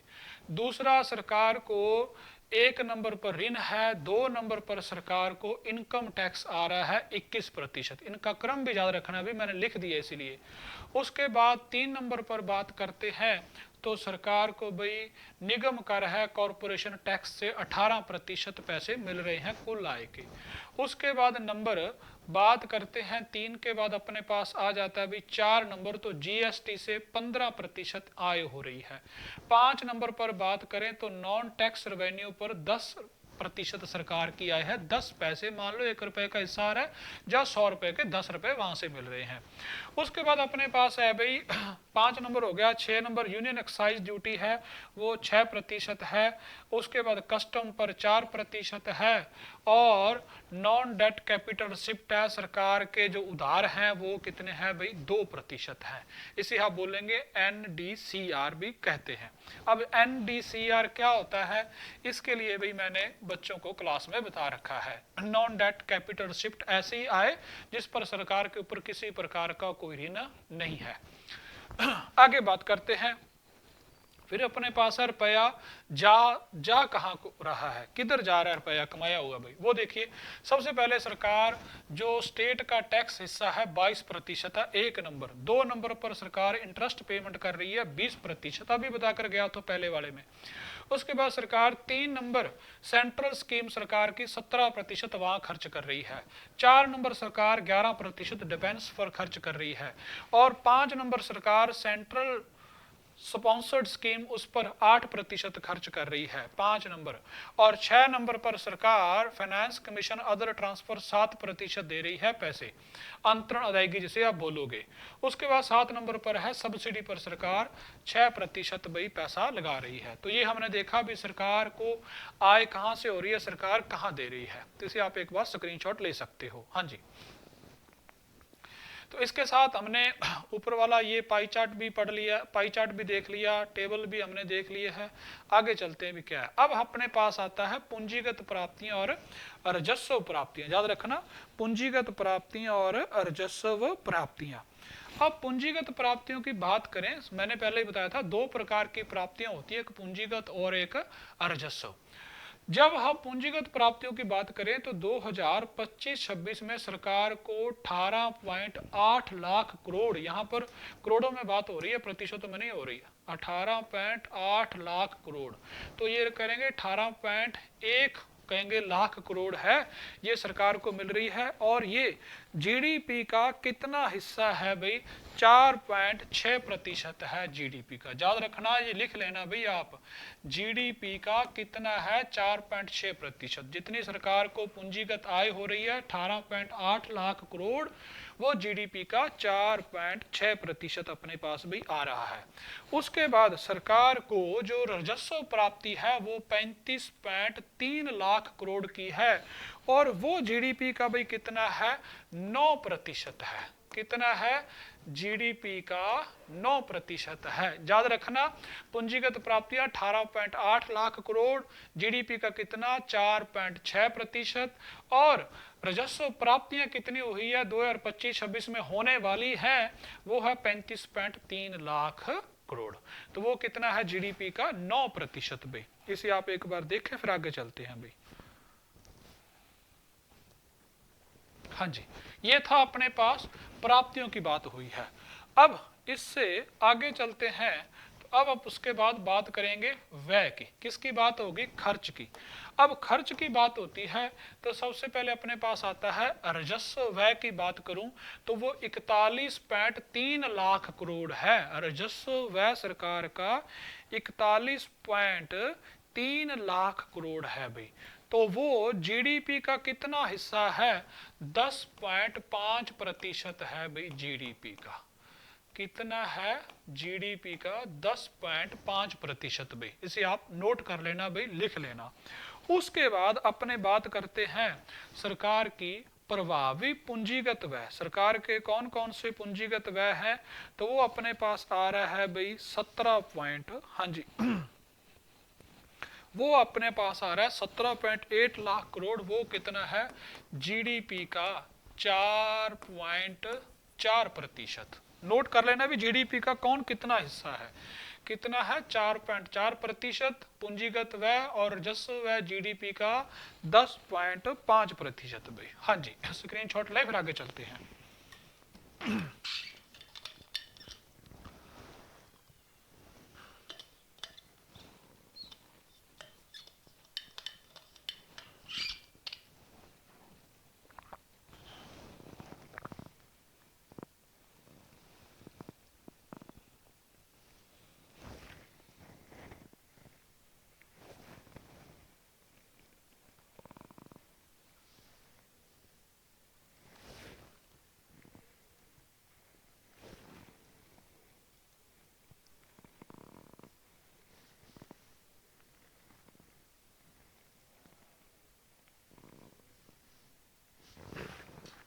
हाँ जी भाई, आगे देखिए, ये कुछ जरूरी नहीं है, आगे चलेंगे।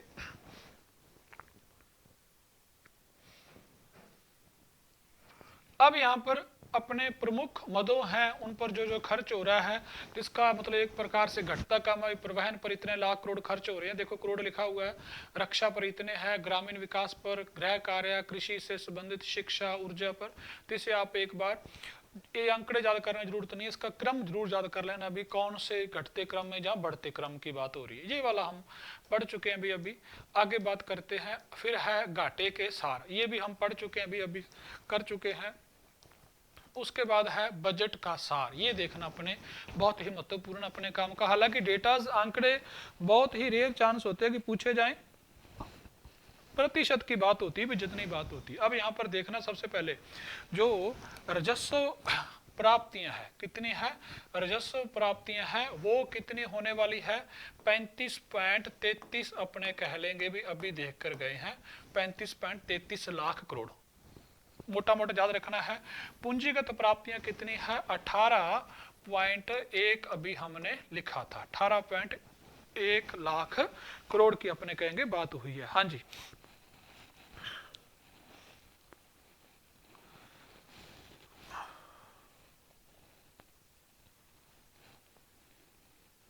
अब दोबारा एक बार मैं फिर लिखा देता हूं, जो अपने पास ये 35 ये लाख करोड़ रुपए है, लाख करोड़ रुपए वे जीडीपी का, अभी मैंने पहले लिखाया है अभी आपको, अब दोबारा फिर लिखा देता हूं, ये अपने पास जो 35.3 लाख करोड़ है, ये जीडीपी का कितना प्रतिशत है भाई? 9%। याद रख लेना, राजस्व प्राप्तियों में बजट अनुमान है 9%। आंकड़ों की बात करें तो 35.3 लाख करोड़। पूंजीगत प्राप्तियों की बात करते हैं तो सरकार को पूंजीगत प्राप्तियां है 18.8 लाख करोड़ की बात हो रही है, और 18.8 लाख करोड़ है, ये जीडीपी का कितना प्रतिशत है भाई? 4.6% की बात की गई है। हाँ जी, जीडीपी के 4.6% की बात इसने भाई की गई है। अब यहाँ पर मैंने आपको बताया था राजस्व प्राप्तियां दो प्रकार की होती है, एक कर राजस्व और एक गैर कर राजस्व, इसमें आ जाता है। आगे बात चलते हैं भाई, अब जो बजट टोटल है, कुल प्राप्तियां, बजट जो टोटल बजट बना है वो याद रखना 53.4 लाख करोड़ का बजट है टोटल। 53.4 लाख करोड़ का बजट है, इस प्रकार से हम इसे याद रखेंगे भाई। आगे चलते हैं। अब ये नीचे वाला चार्ट मैंने बता ही दिया था आपको कि प्रभावी पूंजीगत व्यय कौन सा है, राजस्व घाटा कितना, प्रभावी राजस्व घाटा, राजकोषीय प्राथमिक घाटा, ये हमने अभी 1.5, ये 0.7, 4.3 ये हमने पढ़ रखे हैं भाई, अभी मैंने आपको पढ़ा दिया पहले। उसके बाद चलते हैं, बात घाटे की प्रवृत्तियों की बात हो रही है, यहाँ पर फिर समझना घाटे की प्रवृत्तियां महत्वपूर्ण है भाई। भी जीडीपी का कितना प्रतिशत अपने समझेंगे भी घाटे की बात हो रही है। यहाँ पर देखना विभिन्न प्रकार के घाटे हैं, तो यहाँ पर एक बार जो पहले पढ़कर गए उसे दोबारा फिर अपने अब इस प्रकार से चार्ट से पढ़ेंगे। देखना यहाँ पर है फिस्कल डेफिसिट नीले वाले हमें, तो इसे बोलेंगे राजकोषीय घाटा। तो 25 और 26 में कितना था? 4.4, और अब 26-27 में कितना रखने का अनुमान है? 4.3 सरकार इसे रखना चाहती है। उसके बाद जो रेड कलर है वो है रेवेन्यू डेफिसिट का, अर्थात राजस्व घाटा। राजस्व घाटे की बात करें तो ये पहले 1.5 था लास्ट ईयर, और आने वाले वित्तीय वर्ष में सरकार इसे 1.5 रखना चाह रही है। याद रखना, महत्वपूर्ण है, नोट कर लेना। उसके बाद बात हो रही है जो अपने कहेंगे ग्रीन कलर है वो प्राथमिक घाटा है, प्राइमरी डेफिसिट है, वो कितना था लास्ट बार सरकार का? 0.8% था, और अब कितना है? 0.7% रखना है सरकार ने प्राथमिक घाटा। इफेक्टिव रेवेन्यू डेफिसिट जिसे बोलते हैं प्रभावी राजस्व घाटा, ये पहले था 0.6%, अब है 0.3% रखने की सरकार का अनुमान है। तो लास्ट ईयर कितने थे वो भी नोट लिखेंगे, और आने वाले वित्त वर्ष में इन्हें कितना कम किए जाने की संभावना है वो भी लिखेंगे। और इसी के साथ यहाँ पर और बात याद रखने वाली है, वो क्या है देख लेना। जो राजकोषीय घाटा है पिछले सालों से एक बार 2020-21 में 9.2% था भाई, अब उससे घट रहा है। यदि आपसे पूछे पिछले 5 सालों में प्राथमिक राजस्व घाटा, पिछले 5 सालों में राजकोषीय घाटा, माफ करना राजकोषीय घाटा बढ़ रहा है या घट रहा है? तो भाई घट रहा है। देखना यहाँ से 4.6.7, 6.5, 5.5, 4.8, 4.3 और 4.3, और सरकार इसे 3% करना चाहती है FRBM एक्ट के अनुसार। अब उसी प्रकार सभी घाटे घटे हैं भाई। उसके बाद अपने पास रेवेन्यू है वो भी घट रहा है, देखते जाइए। उसके बाद बात करेंगे प्राइमरी घाटा, वो भी घट रहा है, और प्रभावी राजस्व घाटा भी घट रहा है। आगे चलते हैं भाई। अब अपने पास है ट्रेंड की बात है, ऋण प्रवृत्तियां भी, जीडीपी का कितना प्रतिशत अपने पास ऋण है। तो अभी हम बात कर गए थे कि जीडीपी का कितना प्रतिशत ऋण है। एक बार थोड़ा सा छोटा कर लेता हूं, ऊपर समझ आ जाएगा। यहाँ पर देखना भाई, हो सकता है थोड़े से आप बोर हो रहे हो, पर ये करना ही पड़ेगा, इसके अपने अलावा कोई हल ही नहीं है भाई। चुटकुले सुनाने तो मैं आपको आया नहीं है भाई, सारे शायरों शायरी चुटकुले सुनाएंगे और आपका मनोरंजन हो जाएगा, ऐसा कुछ नहीं है। पेपर में चुटकुले नहीं आएंगे, ये काम की बातें आएंगी। उसके बाद देखना ये देखा है debt as per define the FRBM act 2003, ये एक्ट था। ये क्या होता है फिर कभी पढ़ेंगे, अभी मुद्दे की बात ये है 2026 और 27 में GDP का कितना ऋण लेकर आना है, ऋण और GDP अनुपात, अर्थात जो ऋण प्रवृत्ति है GDP का कितना प्रतिशत ऋण होना चाहिए, GDP का कितना प्रतिशत कर्ज होना चाहिए, वो 55.6% है। और लास्ट साल में कितना था, 25 और 26 में कितना था, 56.1%। 2030 में इसे हमने कितना करना है, 50+1 और 50-1, चाहे तो हम इसे 51% रखें और चाहे इसे हम 49% रखें। ये था अपना GDP और ऋण अनुपात। ठीक है भाई, आगे चलते हैं। और ये भी पिछले अपने कहेंगे कि 5-6 सालों में घट रहा है, धीरे धीरे सरकार इसे घटाकर कम करना चाह रही है। आगे बात करते हैं ऋण की प्राप्तियां। यहाँ देखना कर प्राप्तियों में रुझान, मतलब GDP का कितना मतलब हिस्सा कर से आ रहा है, देखना यहाँ पर महत्वपूर्ण है, बहुत ही ज्यादा। अब यहाँ पर ना अपने पास एक बार थोड़ा सा ऐसे देखें आप इसे, हाँ जी, अब देखें कैसे। अब देखना यहाँ पर जो पीले कलर वाला है वो है प्रत्यक्ष कर, डायरेक्ट टैक्स, पीले कलर वाला डायरेक्ट टैक्स, और जो ग्रीन है वो है इनडायरेक्ट टैक्स, इनडायरेक्ट टैक्स, और ये जो कहेंगे रेड लाइन है ये ग्रॉस टैक्स, दोनों को मिलाकर चलती है। अब देखना यहाँ पर इसने कहा 2025-26 में जो प्रत्यक्ष कर है वो GDP का कितना हिस्सा है, 6.9। यहाँ पर देखा ना प्रतिशत कर प्राप्तियां GDP का, तो जो 26 और 27 में 6.9% है प्रत्यक्ष कर GDP का।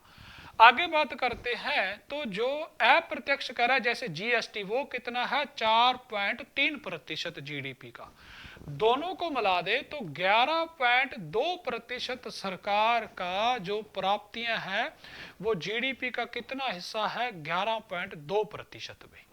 अब आगे बात करते हैं, यहां से देखना ध्यान से आप कि अपने बात करें 2021, 20 और 21 से पूछ सकता है, 20 और 21 से 2026-27 तक जो अपने पास प्रत्यक्ष कर है ये बढ़ रहे हैं या घट रहे हैं, तो देखो बढ़ रहे हैं। अभी GDP का 6%, 6.2, 6.5, 6.7, 6.8 और 6.9। इसका मतलब ये है कि जो आयकर देने वाले हैं उनकी संख्या देश में धीरे धीरे बढ़ रही है। अच्छी बात है देश के लिए भी। तो ये पूछा जा सकता है कि पिछले 5 सालों में जो सरकार की आय से कर से सरकार को आय हो रही है, आय कर से सरकार को जो आय हो रही है वो बढ़ रही है या घट रही है, तो धीरे धीरे बढ़ रही है। अब दूसरा चलते हैं अप्रत्यक्ष कर, तो ग्रीन अपने पता है अप्रत्यक्ष कर है, तो ये भी देख लेना 2021 और 22 से घट रही है या बढ़ रही है, घट रही है भाई, 5.5, 5.2, 5, 4.8, 4.6 और 4.3। तो इस प्रकार से प्रत्यक्ष कर से मिलने वाली आय सरकार को पिछले 5 सालों से बढ़ रही है और अप्रत्यक्ष से मिलने वाली आय सरकार को पिछले 5 सालों से भी घट रही है। ये आपको याद करके जाना है भी अच्छी तरह से। हाँ जी, आगे चलते हैं इससे। अब है अपने पास पूंजीगत व्यय प्रवृत्ति, ये बड़ा ध्यान से देखना भाई, मतलब बहुत ही महत्वपूर्ण इंटरेस्टिंग है। अभी करते हैं जबरदस्त तरीके से। हाँ जी, एक बार आप देखिए फिर आगे चलते हैं।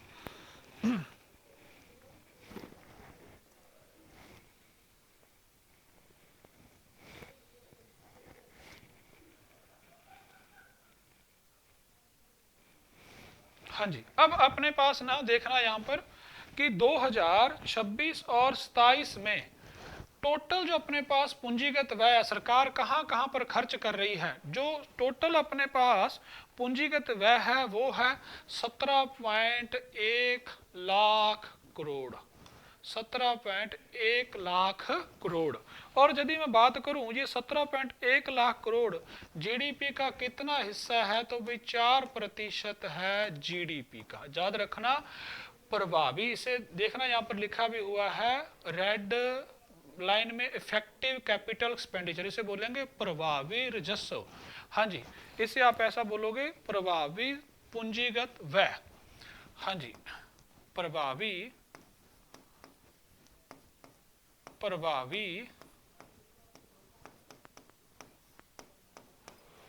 पूंजीगत व्यय। ये कितना है टोटल 17.1। अब यदि इसमें बात करें केवल कैपिटल एक्सपेंडिचर की, केवल पूंजीगत व्यय की बात करें, किसकी बात हो रही है, केवल पूंजीगत व्यय की, तो वो कितना है 12.2 लाख करोड़। कितना है भाई 12.2 लाख करोड़ है। 12.2 लाख करोड़ ये जीडीपी का कितना है भाई 3.1% है जीडीपी का। याद रखना कितना है जीडीपी का 3.1%। अब दोबारा फिर यदि सिर्फ इतना पूछा जाए कि जो पूंजीगत व्यय है, केवल पूंजीगत व्यय वो कितना है आने वाले वित्त वर्ष में 12.2 लाख करोड़ है, और पहले से लास्ट बार कितना था 11, और इसका मतलब कितना बढ़ गया 1.2 लाख करोड़, ये पहले से ज्यादा होगा। मतलब सरकार इस बार अवसंरचना पर पूंजीगत खर्च ज्यादा कर रही है, इंफ्रास्ट्रक्चर पर। पहले हम देख चुके हैं ये भी। तो यदि 12.2 लाख करोड़ पूछे तो ये जीडीपी का कितना है 3.1%। और यदि इसमें 4.9 क्या जुड़ेंगे, ग्रांट जुड़ेंगे। ग्रांट का मतलब क्या होगा भाई अनुदान जुड़ेंगे। क्या जुड़ेंगे, अनुदान। सरकार ने वो खर्च दिए जिससे राज्य किसी संपत्ति का निर्माण कर रहे हैं, राज्य किसी संपत्ति का निर्माण कर रहे हैं, तो वो है ग्रांट, जो अनुदान दिया जा रहा है वो कितना है अपने पास 4.9 लाख करोड़ है। तो इसे आप इस प्रकार से जोड़ सकते हो, 12.2 में 4.9 जोड़ोगे तो टोटल 17.1 हो जाएगा। तो यदि 12.2 पूछे पूंजीगत खर्च तो जीडीपी का 3.1%, और यदि 12.2 में 4.9 जोड़ दें, कौन से खर्च जोड़ दें प्रभावी पूंजीगत व्यय जोड़ दें, तो कितना हो जाएगा 17.1। 17.1 कितना है 4.4% जीडीपी का। तो दोनों याद रख लेना 12.2 3.1 और 17.1 कितना है भाई जीडीपी का 4.4%। हाँ जी, इसे आप देखें फिर आगे चलते हैं भाई।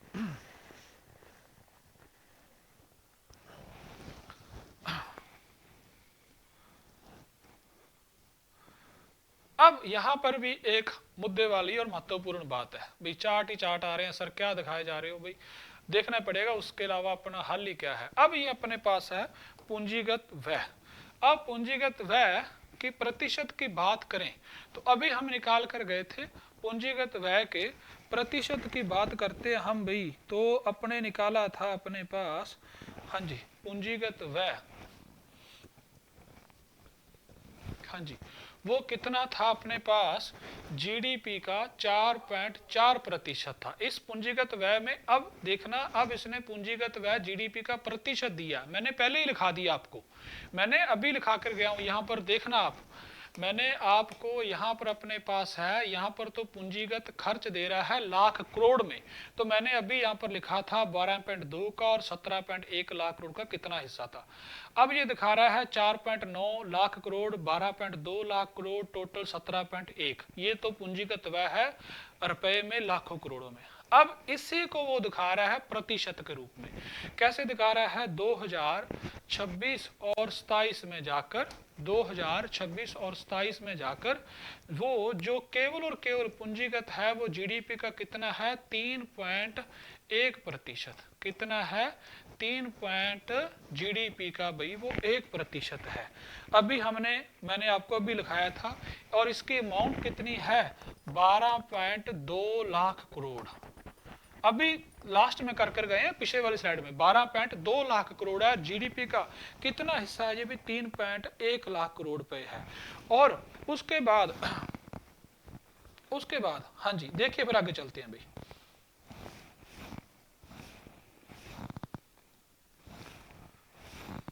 और ये था अपने पास टोटल, जो बात करें ये पीले वाला है, ये था 17.1 लाख करोड़, और ये कितना है 4.4। और जो 1.1 है ये कौन सा है, अनुदान दे रखा है अभी, अनुदान जीडीपी का कितना है 1.3% है। और 1.3% के यदि अब हमने अमाउंट निकालें तो वो कितनी निकलती है 4.9 लाख करोड़ निकलती है भाई। अब एक बार दोबारा फिर बता रहा हूं, देखिए ध्यान से, यहाँ पर प्रतिशत है पूंजीगत व्यय, तो लिखता है जो पूंजीगत व्यय है वो जीडीपी का 3.1% है और रुपए कितने हैं 12.2 लाख करोड़। अब उसके बाद अनुदान है 1.3 और रुपए कितने हैं 4.9 लाख करोड़।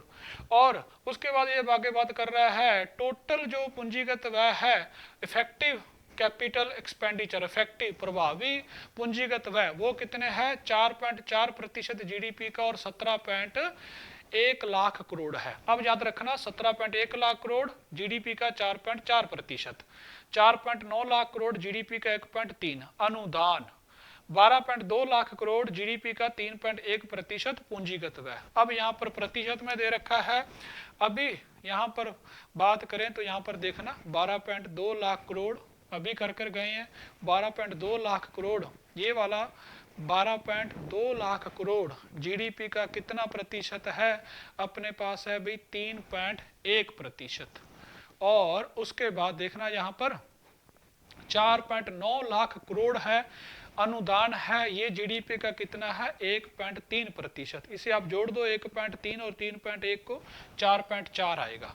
और ये 4.4 है ये टोटल प्रभावी पूंजीगत व्यय है और इसकी अमाउंट कितनी है 17.1 लाख करोड़। और ये कितना 4.9 और 12.2 को जोड़ दो 17.1। ये सारी बातें मैंने आपको भी करा दी है।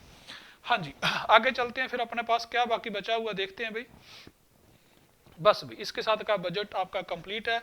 ये चार्ट देखने में आपको लग रहा होगा सारी से कैसा पढ़े, मतलब बजट की रूपरेखा बड़ा डिफिकल्ट लग रहा है, ऐसा इसमें कुछ नहीं है।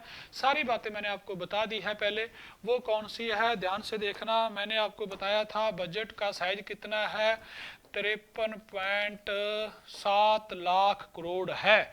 और इस वाले बजट में हमें पता है एक अपने को कहेंगे राजस्व आय होती है और एक अपने को पूंजीगत आय होती है।